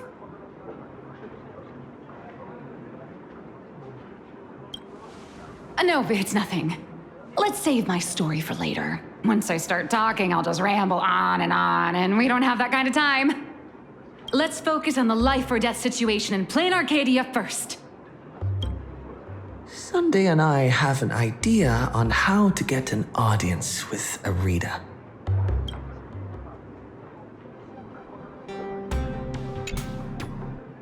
Uh-huh. So, you want to blow the Planarcadia husk crisis wide open, using public outcry to corner the pro-weaponization faction. Even in my wildest dreams, I never imagined for Bobo Weekly would one day expand into interstellar reporting. So what are we waiting for? Let's drop this bombshell on every reader in Astropolis right now!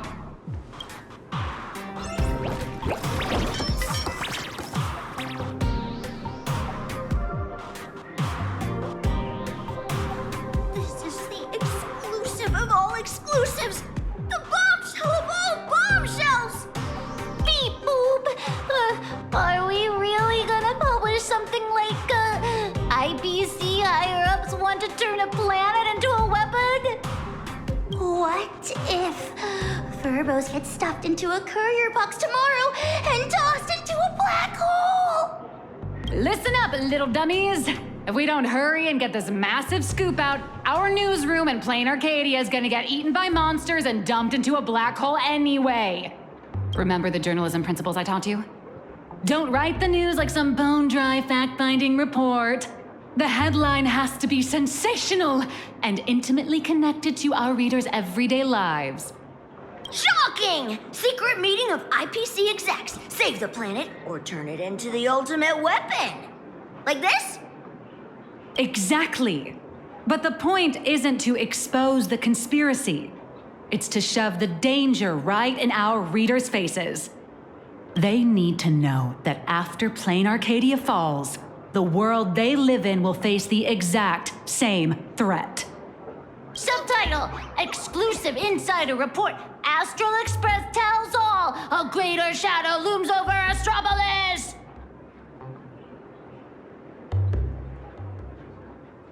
I got it! We can also add a poll question to the article like, do you support in-canvas rescue or weapon modification? Maximum interactivity! Nice. Aside from our little Furbos over-the-top clickbaity articles, we'll also need you to step in front of the camera for a few shots to boost the story's credibility. We'll aim to infect every social and news platform in Astropolis in record time with this news, just like the anti-organic equation did.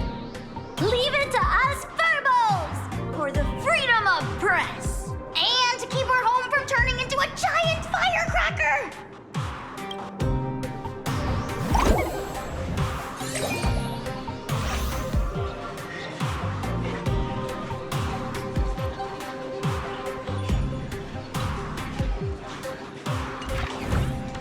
The news is out!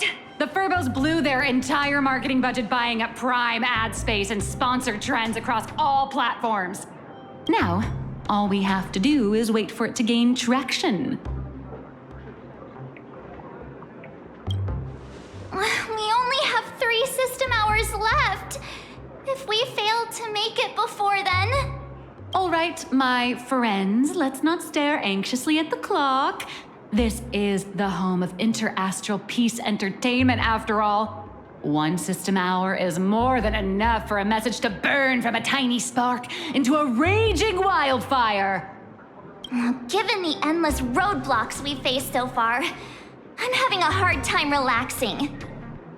Do you think the IPC's PR risk department will immediately take action and silence us?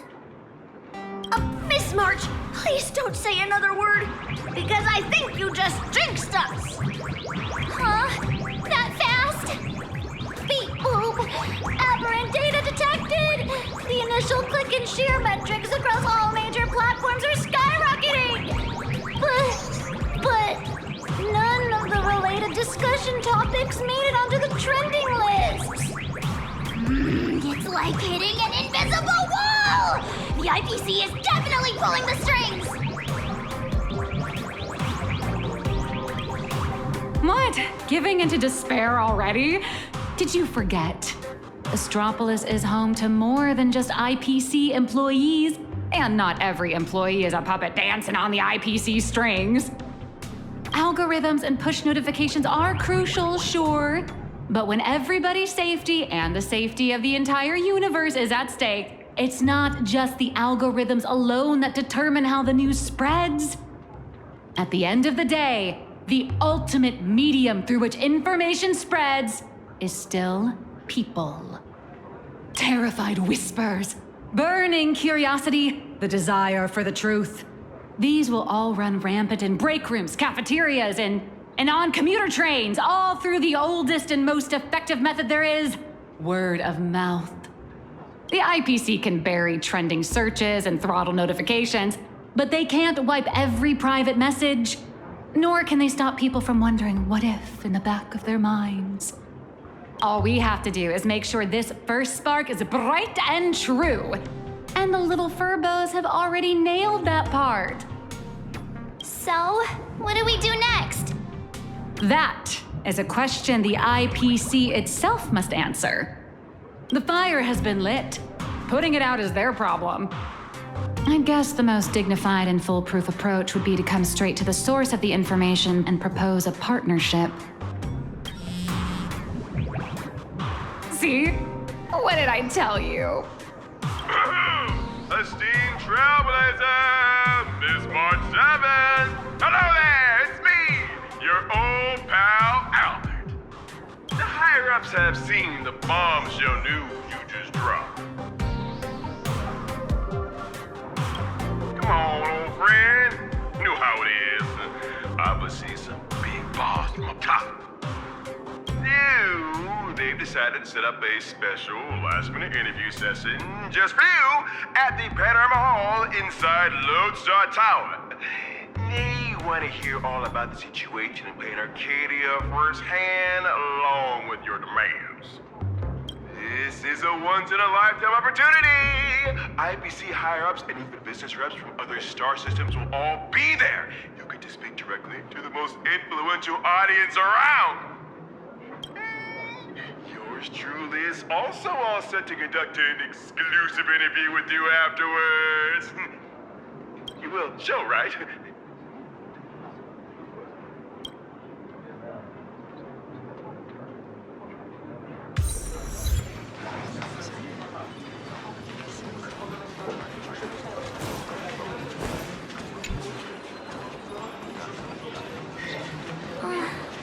Leaving already? No time to waste. I need to move. Jing Shui must have led tons of Cloud Nights with her when asking Fu Xuan to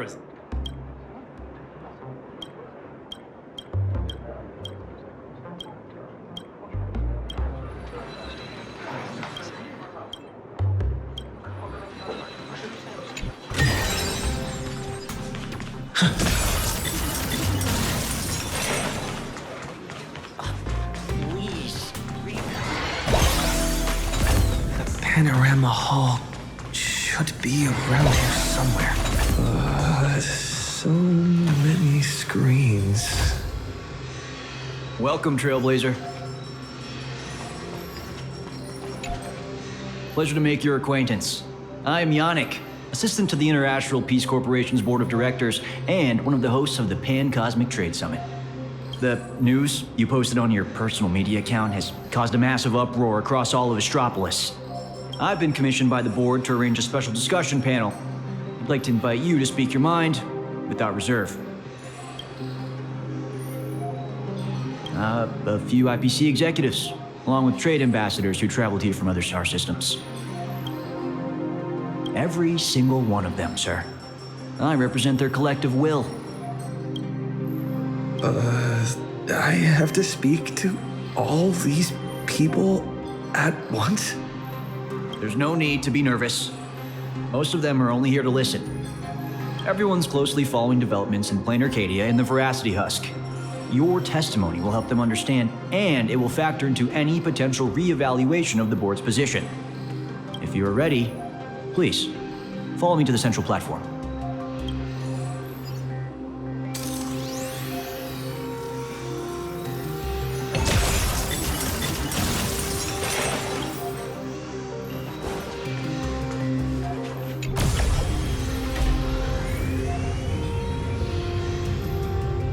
Please try to capture people's attention and make the most of it.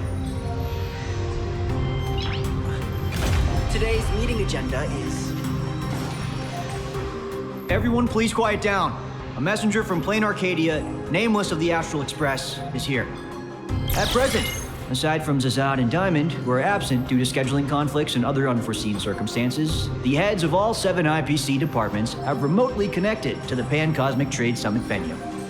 According to the pre-meeting briefing, our agenda today is an inquiry and statement of position regarding the Planarcadia Husk crisis.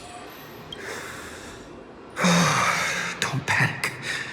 Seize this chance to get your demands across to these IPC executives. I am sure you have all seen the news regarding the situation. I swear on the honor of the Astral Express that everything I say is the truth. I am here to deliver a plea on behalf of everyone still fighting in Planarcadia. I seek to invoke the power of the preservation to encanvas Planarcadia once more, buying us more time against the Husk's breakthrough. I hope the executives holding voting rights will consider the future of Planarcadia, as well as the worlds of all the envoys present here today. This is what? Did they just get the Husk?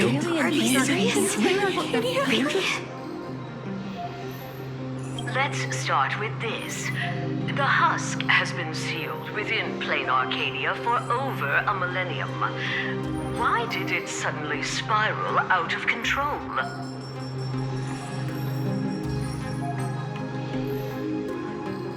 The Phantasmoon Moon Games held in Planarcadia are in fact a ceremony designed by the Eon of Elation to suppress the Husk. Unfortunately, despite our best efforts to stop him, Lord Ravager Asat Pramad managed to disrupt the ceremony. I understand you're anxious, but I think you're being alarmist. You're telling me that in 12 hours, the constellation star zone, where Planarcadia is located, will be wiped out?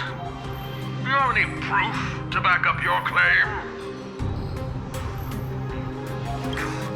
I am not an expert on Leviathans. My conclusion is based on the calculations of Madame Pearl from the Strategic Investment Department. As the administrator of Planarcadia, her conclusion should be reliable. Unfortunately, neither of you are experts. Let me be clear. The Veracity has been dead for a very, very long time. By your own account, Planarcadia is nothing more than one fragment of its corpse. The Technology Department's assessment has concluded that the IPC's cutting-edge technology is more than capable of controlling the activities of these eonic remains.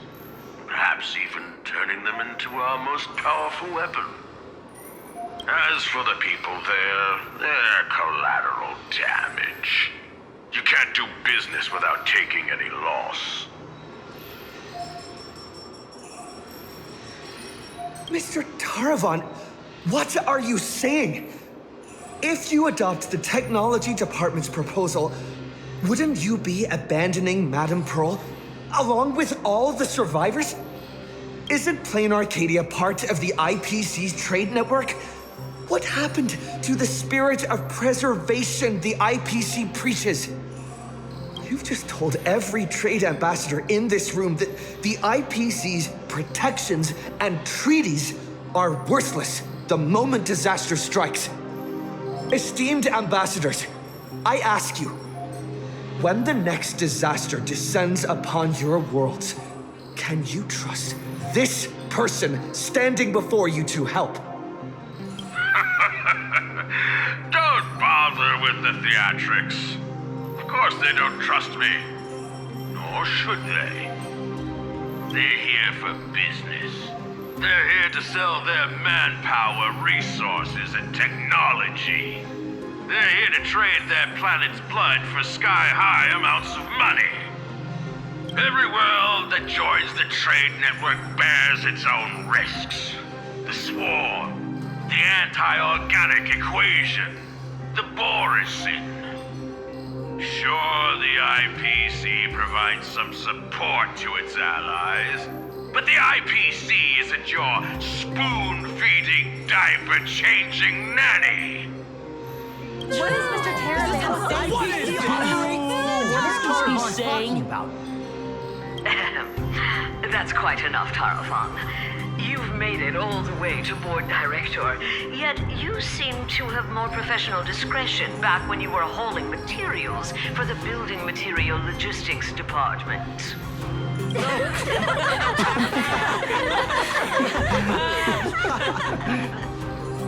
Feeling amused? Oh, you lot are pathetic. Weaponizing the husk is the most effective, technologically sound solution to the crisis right now, bar none. Representative of the Astral Express, you should be well aware that the Strategic Investment Department's proposal has one fatal flaw. And canvassing Planarcadia merely hits the pause button on the crisis. It doesn't end it. When the seal completely fails, not even shattering all 10 cornerstones would buy the 10 Stonehearts a single second of breathing room. How do the Strategic Investment Department and the Express plan to respond when that happens?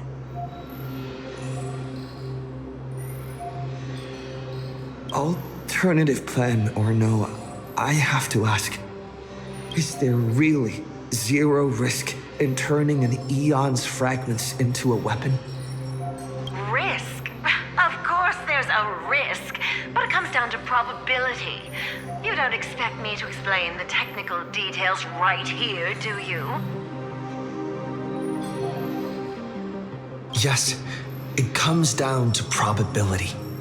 You may think that a chance buried several decimal places deep is effectively zero. But have you ever faced an enemy that can truly manipulate probability? I have.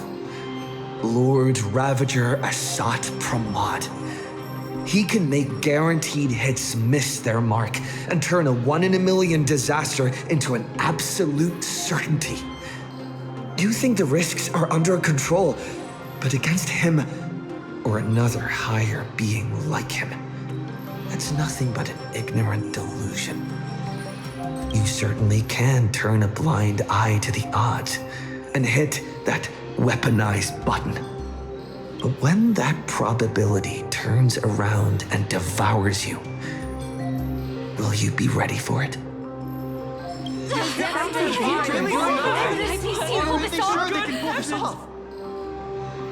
Fair enough. I've heard all I need to know regarding the Planarcadia issue. So it's the decision is really companies canvassing proposal for Planarcadia? I support the in-canvas plan, and that's that.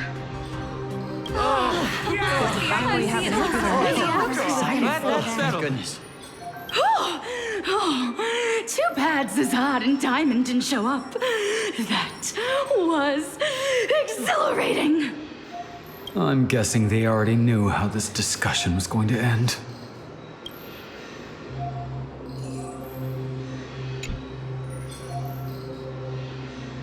Congratulations on getting your wish, Mr. Trailblazer. The discussion was quite lengthy. Let's take a break.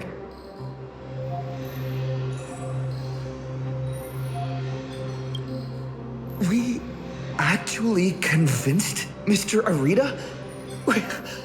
I thought it'd take a lot more work. I understand. In certain moments, a matter of life and death can carry the exact same weight as a speck of dust. Until the dust settles, people are bound to feel a lingering sense of unease.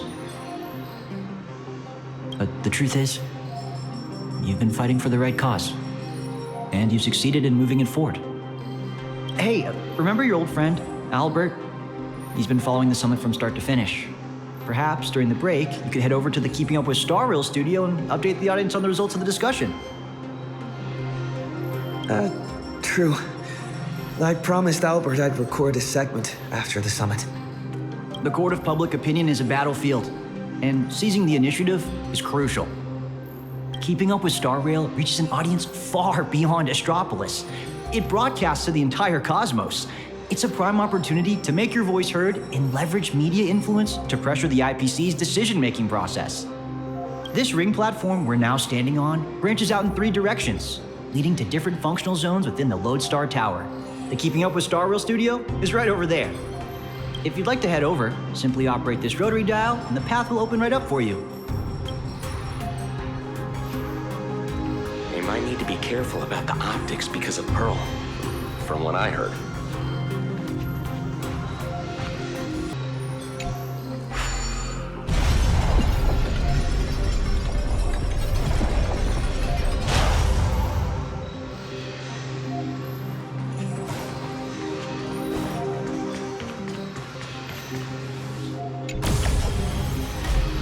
Before I head out, I should tell March and the others the good news.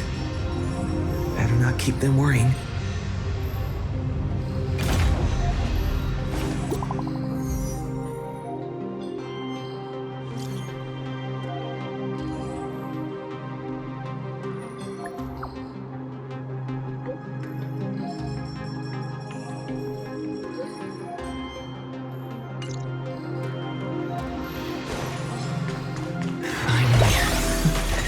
I can take a breather.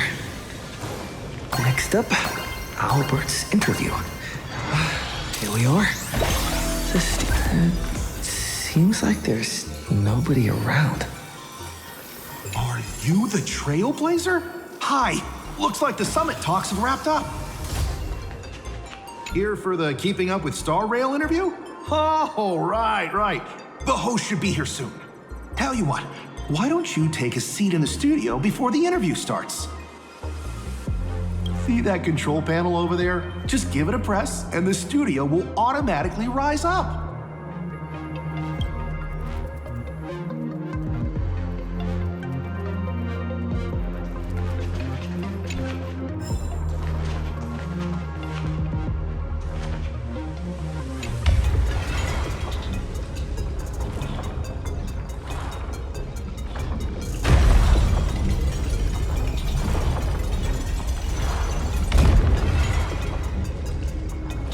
This must be the Keeping Up with Star Rail studio, right? Just how many show studios do they have in this place?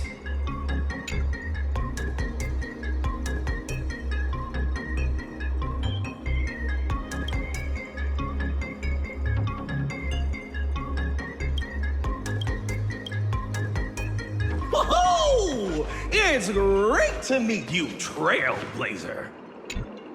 Albert isn't coming? Well, since you broke that massive scoop, he's got a ton of big shots to interview. Tight schedule, heavy workload. You understand, right? Right? And, why don't we go ahead and start recording? He, nameless of the Astral Express, the hero who saved Amphorus. Huh? And now, for the crisis-ridden Planarcadia. He braved Astropolis, delivering an impassioned speech at a star-studded pan-cosmic trade summit. How will his voice influence the direction of this summit? What destiny awaits Planarcadia? Dear audience, please welcome today's guest on Keep Up with Star Rail. First question. Just what kind of impact did the Veracity's husk make on Planarcadia? I heard the Strategic Investment Department did massive reconstruction work there. Does that mean all their investments went right down the drain? You make a great point. Whatever's going on over there, at least one thing's clear. Retirement-related investments have definitely gone down the drain. Why do you ask? Well, an apocalypse obviously tanks everyone's life expectancy, so healthcare brands have absolutely no future.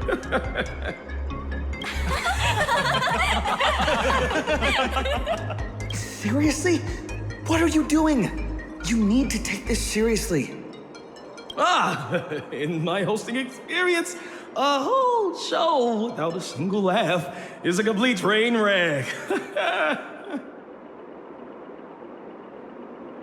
We're talking about the existential crisis of an entire world. This isn't keeping up with Star Rail's style at all. Would Albert really hand over the hosting gig to a bird like you? Tell me, who sent you?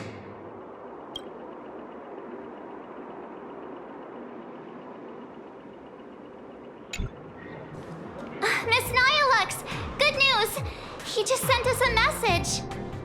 Old Mr. Arita has been won over. He's going to vote for in Canvas. Isn't this all a little too easy? Was that a bad thing? Oh, come on, don't be like me. I really don't want to play the Jinx anymore. All right then, March. Congratulations! Turbos! You scared this Virgo half to death. Evil boss, don't just start screaming! My little Dumbos! Get online right now and pull the search volume for the keywords Summit, Astral Express, and Planarcadia. Huh? Well, what for? In my experience working at the IPC, you can never be too careful. They invited Little Raccoon to present his case at the summit. Even if they don't publicly announce the voting results, they can't stop curious outsiders from driving up the search volume for related info. Beep boop! These keywords are showing absolutely zero search fluctuations! The search volume is so low, it's sad. Oh, I've got a bad feeling about this. All right, let me check the scheduled meetings for today. Look at this! Today's reservation record for the Panorama Hall says, closed all day for internal equipment maintenance. What do you mean, closed all day? Isn't he supposed to have an interview there? Ah, I see. You've got some nerve, Oswaldo, to pull such cheap stunts before a magician. Magic? Yeah. An elaborate high-budget display of commercial magic. Its goal isn't to solve the problem, but to buy time. Using a highly convincing executive debate to stall our protagonist, tricking him into thinking hope is just around the corner so he'll quiet down and wait for the outcome. Brilliant! Absolutely brilliant! I was starting to think this little performance would drag on boringly until the end of the world. You old creep. You knew? Watching smart people walk step by step into a huge glaring trap is way more fun than pure destruction. So, how much time do you have left to write a slightly less embarrassing ending for this farce? An hour? Or only the relentless countdown to detonation? I need to message him right away. Miss nihilux, where are you going? I'm coming with you. No, March, you stay put. The marketing development department might be keeping a close eye on anyone going in or out of this room right now. I'm not part of the express crew, so I won't draw as much attention. Besides, I've got Beatrice Melanine's ID card here, so slipping in and out will be easier for me. Huh. Right. Mr. Asat Pramod. Since you enjoy being a spectator so much, why don't you step onto the stage yourself? See firsthand how this farce you indirectly started goes completely off the rails.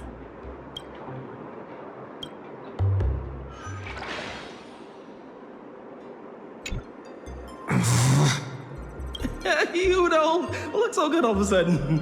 Are you tired? You all teamed up to play me like a fool. Uh-oh! The mission's a bust! I've gotta stall him for as long as I can. Or I'll end up like Mr. Albert!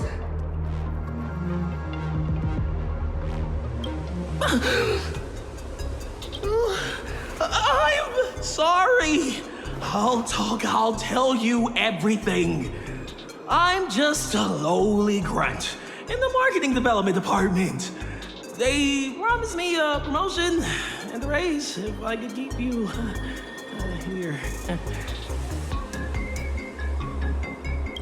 Actually, neither of us is going anywhere. They've locked down the entire studio and the corridor leading to the panorama hall. The doors won't open for anyone until the scheduled time. Fine. They went through all the trouble to set this up. I might as well grace the stage and crash the show.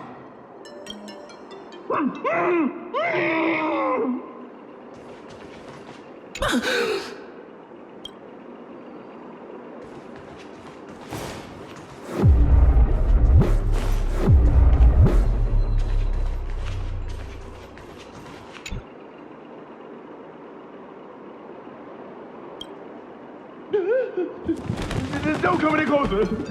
I don't want you to see me like this. I'm so sorry. I knew they were just using me to gain your trust, but I still made that go. I'm a spineless chicken.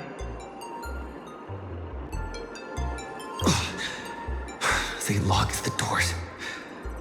Do you know another way out of here? Truly knows the way. There's an express lane for clocking out right in the corner of the studio. Found it. I'll give you 2 passcodes. Punch them in, follow the path, and you'll be able to bypass the lockdown and come right behind the panorama hall. Hurry up and go. Don't worry about me. I can break out of this cage on my own. Take care of yourself.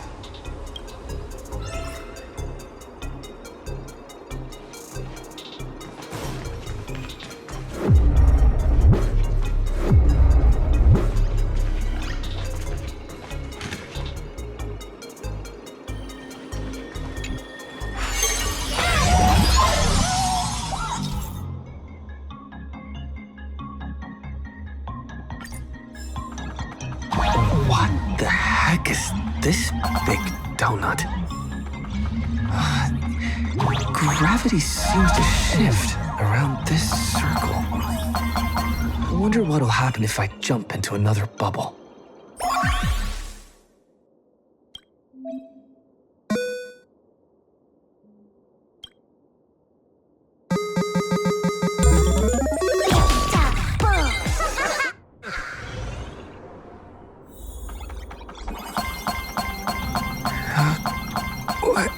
is this?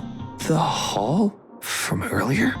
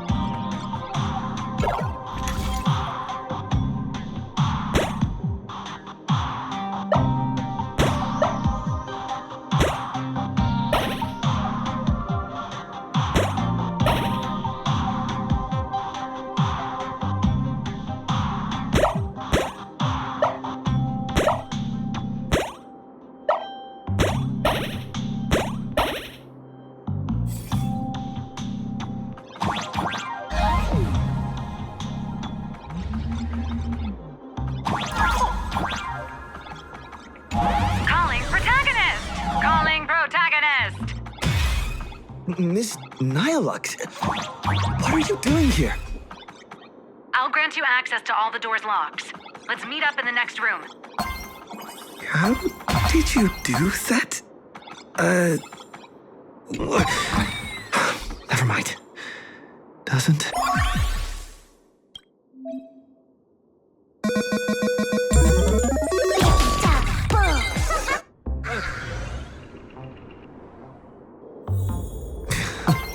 The IPC security is a joke.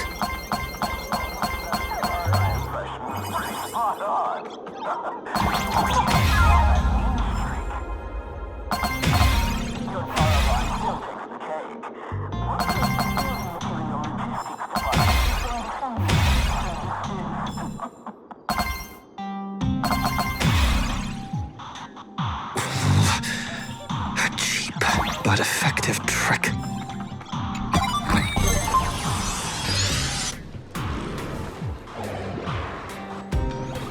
What is this place? Holy eons! Who the heck let him out? Were we supposed to stall him for at least one system hour? What happened to the door locks? Let me check the access logs. The locks were overridden. Who did this? That'd be me. I did it. Someone gifted me a tiny data slice. Said it'd take care of a lot of headaches. Stellaron Hunter Tech. Pretty impressive, huh? Are you a Stellaron hunter? Oh, no. I'm your colleague, Beatrice Melanine. Haven't you heard of me? Melanine? Isn't that name from almost 50 years ago? Enough chit-chat! Call security, now!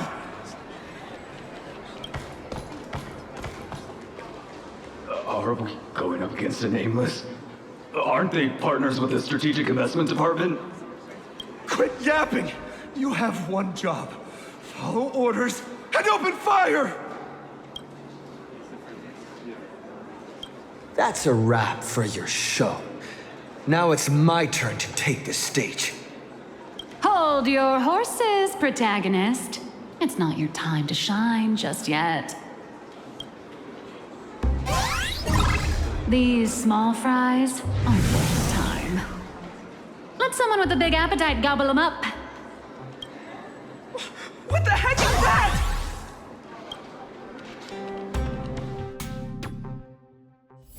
Hello. Please support the IPC. All for the Amber Lord.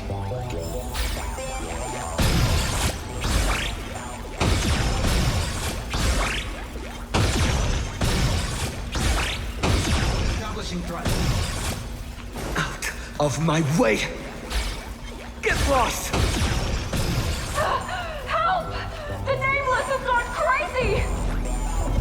slack off once in a while. It's good for your health.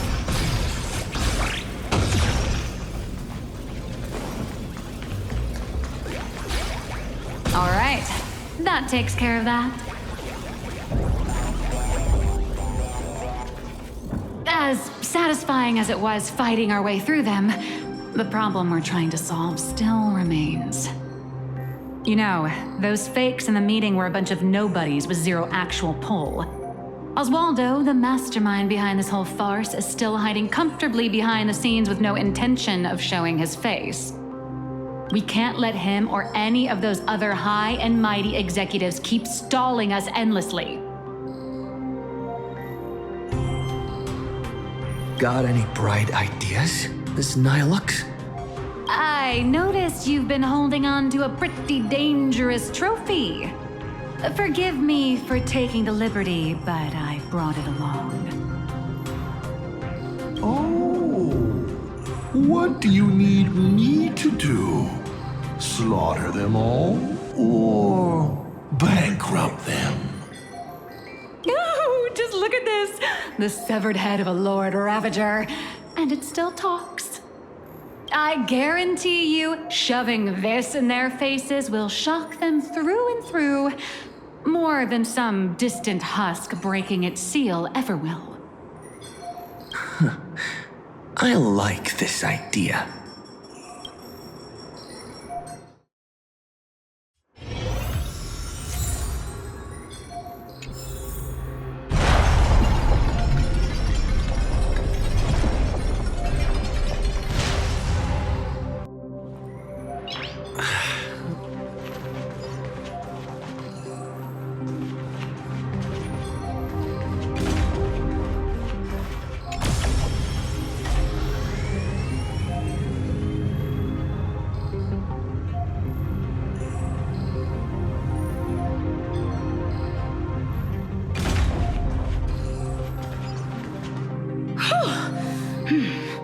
The executives all logged off early, huh? With them out of the way, the mission's basically complete. What happens next depends on how long the fake host can keep him distracted. Off the record, don't you folks think I'd be a pretty convincing Taravant too? When it comes to being a gourmand, I could give the real Mr. Taravant a run for his money. All right, sip it. If word of this gets out, you'll be packing your bags by tomorrow morning. But Mr. Yannick promised us whatever is said during this summit won't reach a single ear outside the Panorama Hall. Oh, yeah? Are they really that confident? Wait.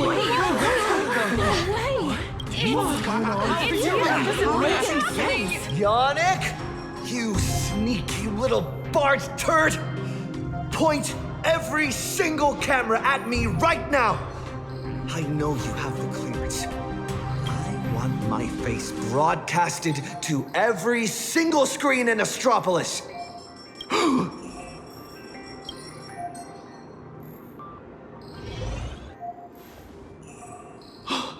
Mister, please, don't get so worked up. I tried to present my case calmly and peacefully, but all I got in return was mockery and humiliation.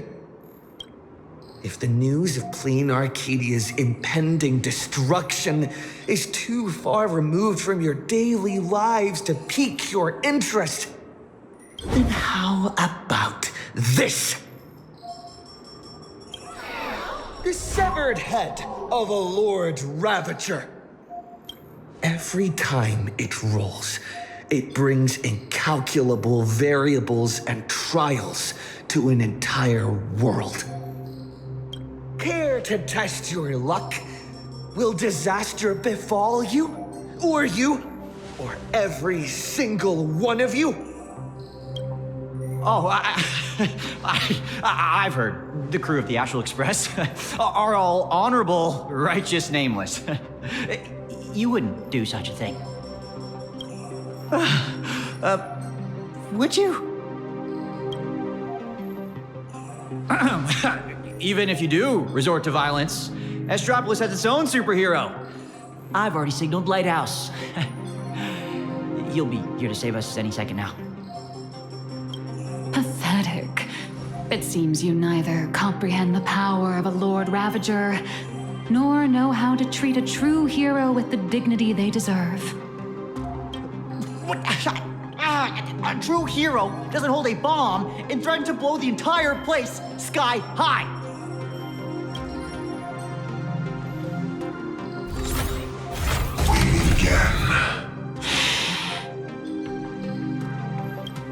It's a real shame.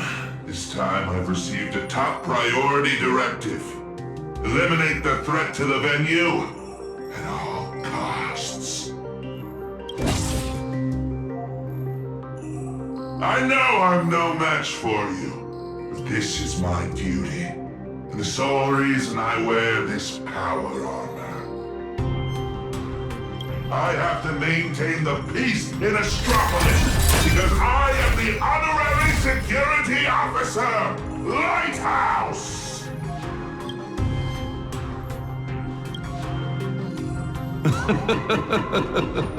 Peace? Since when has Astropolis ever known peace? I once heard a rather amusing joke. The preservation is nothing but a facade. Kapoth fell from grace ages ago, and the IPC is actually a faction of the Veracity. But seeing it for myself today, it turns out it wasn't such a joke after all. There is a Leviathan of the Veracity slumbering right beneath Astropolis, too. What kind of nonsense is that thing spouting? Okay, it's okay. Don't panic. It is impossible for a Lord Ravager to breach Astropolis. Do it, Lighthouse! Take them all down! All Lighthouse units, assemble! You people have truly pushed me to my limit. Since my warnings fallen on deaf ears. Stars, shine for the heroes. You just don't learn.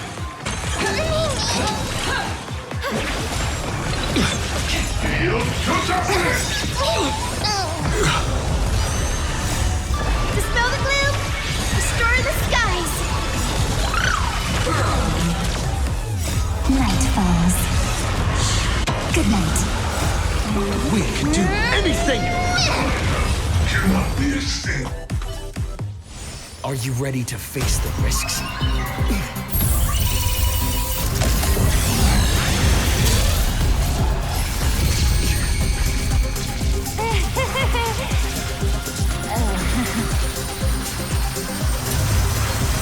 That will do. Huh? Mr. Arita wishes to speak with you two. What an absolutely spectacular show, Yannick. Mr. Kenneth? Trailblazer Madam Nihilux. Or perhaps I should call you Madam Beatrice Melanine. I am here to welcome you both with the utmost respect. Please follow me to the elevator. We are heading to the Sky Call area. That is Mr. Arita's private residence. It is secure and quiet. It is there that he will decide the future of Planarcadia. I completely understand your anger and distrust. Were our positions reversed, my reaction would likely be far more explosive.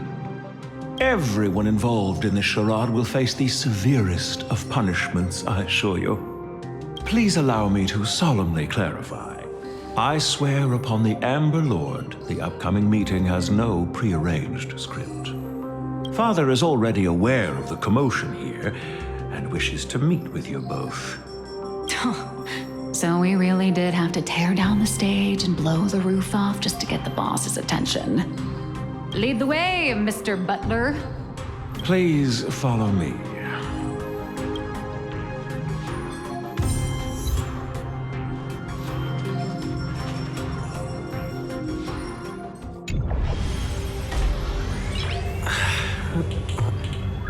Nice.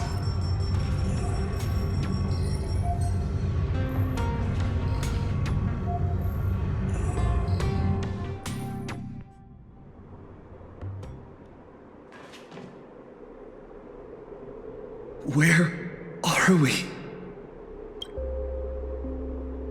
The entrance to the Cloud Peak Sky Call area. Nice view, isn't it? From up here, all of Astropolis is laid bare, stripped of its secrets. Not many are privileged enough to enjoy such a view. In the entire IPC, only 7 individuals hold this honor.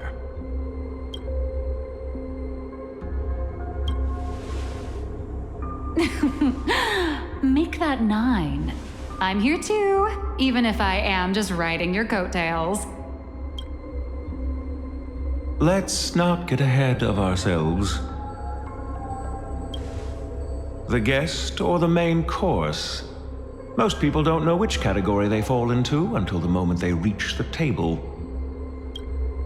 If you would both step onto the platform, should you experience a touch of vertigo, please don't be alarmed.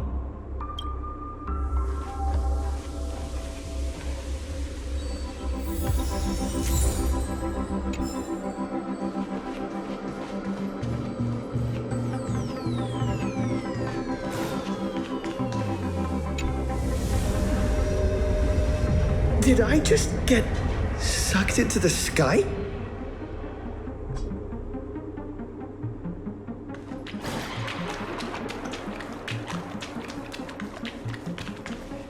We have arrived. Father, I have brought them. Let them approach. You are dismissed. Children need not be present for what comes next. Ooh, isn't going to be R-rated. Too bad we're on a tight schedule. There's less than a system hour left before you cast that crucial vote. Clock is a ticking, Mr. Orita.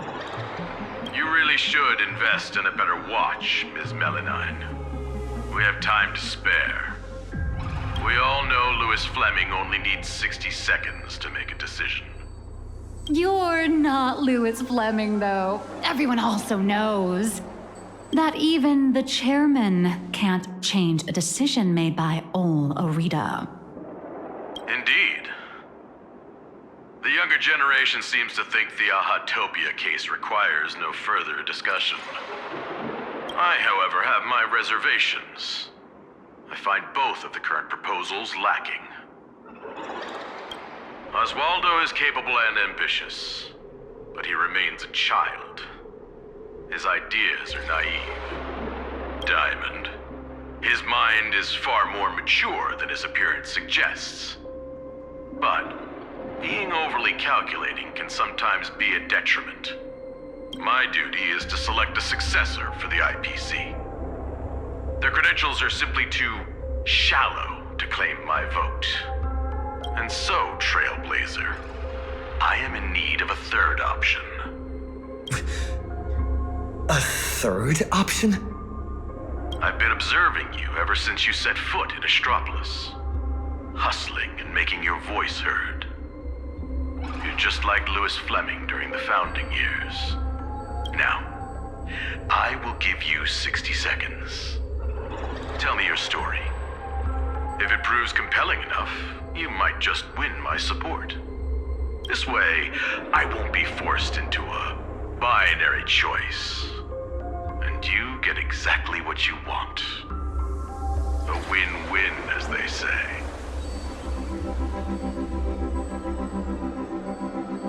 I don't care about the IPC's twisted logic. I need your vote. Listen closely. I'm not here to tell stories. stories are just word games, and they won't stop the imminent threat of the veracity breathing down our necks. If you think canvassing is just stalling for time, and weaponization bears too much risk, then I'll give you your third option. The first signs of the war among the Eons are beginning to show. I believe this is why the IPC has been positioning itself here for years. When I saw the Phantom Moon at its fullest, I became even more certain. This ceremony to commune with the Eon, whether genuine or not, could be the turning point that determines the destiny of the cosmos. But what's important is that you make your own decisions, such as whether you'll take part in these grand games, and if so, how. Return to whence you came. As a supplicant, I shall restart the Phantom Moon Games. I'll gather our wish power, seek an audience with Aha, and use the Elation's authority to suppress the husk, just as it was done countless Amber eras ago. If people could do it then, we can do it now. But for any of this to work, Planarcadia has to survive. And what makes you think the ever-fickle Aha will simply grant your wish? Right back at you. What makes you so certain Aha won't take my side? Fair enough. I don't make a habit of dealing with Eons, so I suppose I have no say in the matter. Then again, I'm not the one making the decision here. Louis Fleming is. 60 seconds are up. Chairman, the decision is yours.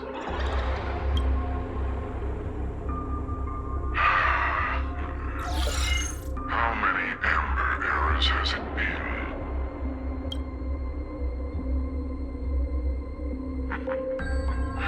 My old friend, have you returned?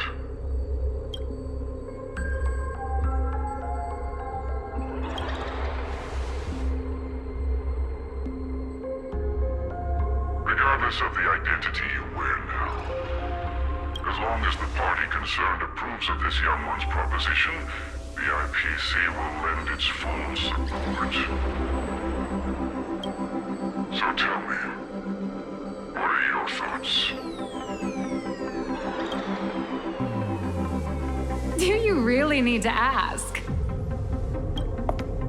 When have I ever opposed any of Akivilli's ideas?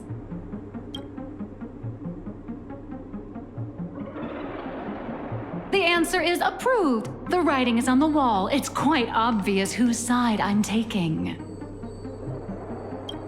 that case, as always, I wish you both the best of luck. Burrito. Yes, sir. By the sacred authority bestowed upon us by the Amber Lord, the Traditional Project Department has reached a decision. We cast our vote for the Astral Express, and canvass Planarcadia and restart the Phantom Moon Games. Thus, it is settled. The will of preservation shall be made manifest. Ahatopia will be preserved.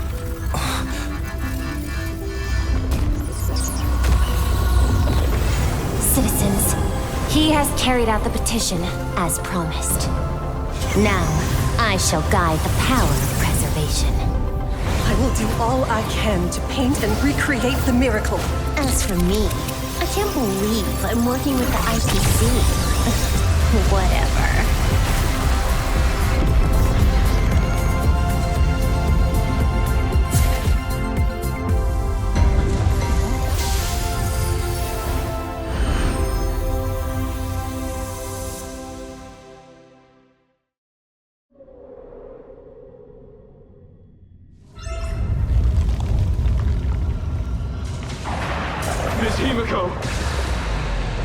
It's time to retreat. No. Perhaps we don't need to head to the tavern after all. The series of tremors have now subsided. The tentacles surging from the fissures have vanished too. It's him. They actually did it.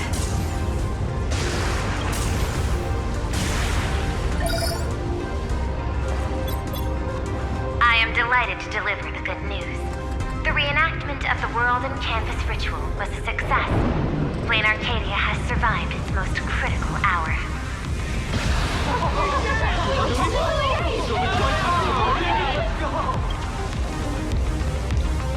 Everyone, the Astral Express has reached the outer perimeter of Ahatopia's crystal wall. The train will serve as a relay station, bridging communications between Planarcadia and Astropolis. I bring greetings from him, along with our objective for the next phase. Make your preparations. The final Spoon Games are about to begin.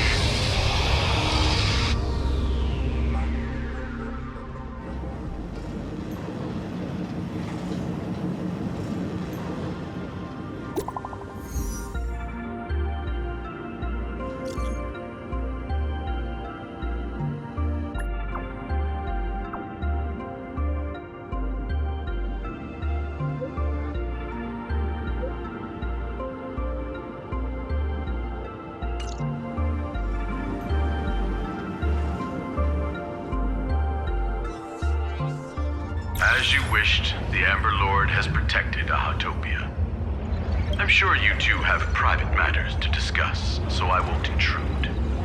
But before I take my leave, the IPC has one final request. Please leave that die to us. The Lord Ravager's head is far too dangerous. It needs to be properly contained. Let's do as he says. This old gentleman is trustworthy. Besides, I'm guessing you must have a mountain of questions right now. And having a third wheel around when we clear up all that confusion would totally kill the vibe. Mr. Trailblazer is gone. Will everything he claimed actually come to pass? He will do it. He has to. Oh, why is the air in this room suddenly thick with conspiracy? Could it be that someone struck a little side deal under the table? Times change. The IPC may no longer be the support team of old, but we won't abide the slander of a pawn of destruction. Your accusations at Lodestar Tower certainly piqued some interest. And from none other than the subject of those rumors herself. The Leviathan of Astropolis you spoke of. She's here. What do you intend to do with the die, Miss Yabale?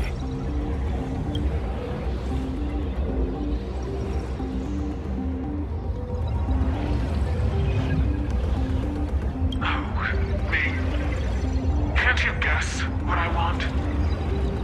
Hand it over to Lighthouse and send it to the Life Sciences Institute. I'll take the scalpel to it myself, dissect this head stuffed full of conspiracy theories, and devour the knowledge of Ouroboros. Every last crumb of it.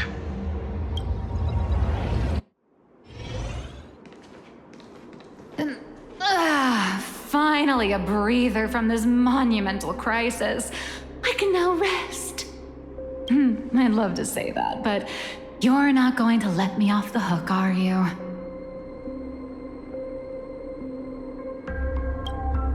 Relax. For the moment, at least. We have plenty of time. Enough to find a nice, quiet corner, sit down, and talk things through. But before that, you just pulled off something massive. I'm sure you have countless messages from people waiting to congratulate you. You should probably answer your phone first.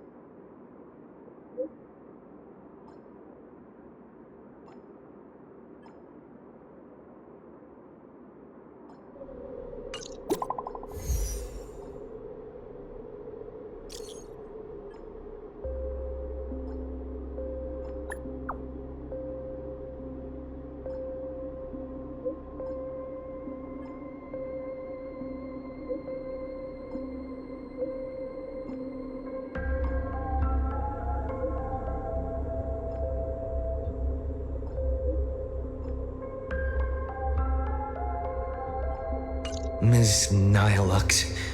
It all comes back to you. Again.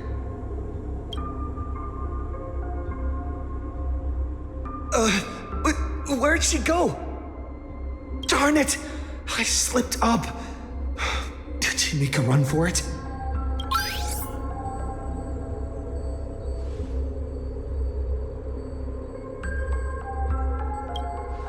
My apologies for startling you. On behalf of my client, Madame Nihilux, I am here to deliver an invitation for tonight. Now playing the audio message.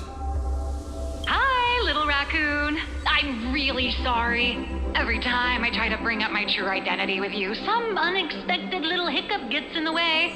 Maybe this is just my lot in life. Watching you happily catch up on your messages, I figured I shouldn't interrupt your victory lap. But the questions burning in your mind deserve a proper, earnest answer. So I made a reservation at the Upside Down restaurant. The view is nice and the desserts aren't half bad.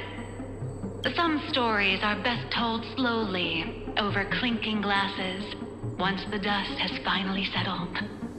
I'll be waiting there, ready to tell you everything, holding absolutely nothing back. Make sure to be there on time. Sheesh. Way to leave me hanging. Nihilux should be right around here.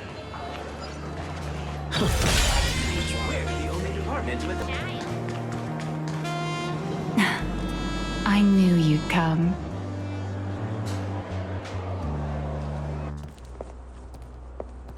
So, what did you have to say? I didn't mean to keep this from you. But the comic artist thing is just a cover. When it comes to my true identity,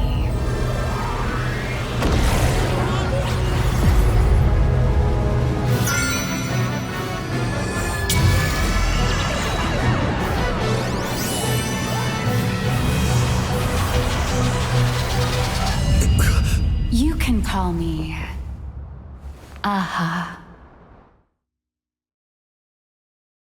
To you, my dear audience, I dedicate this performance. I wonder, did it bring a little more elation into your lives?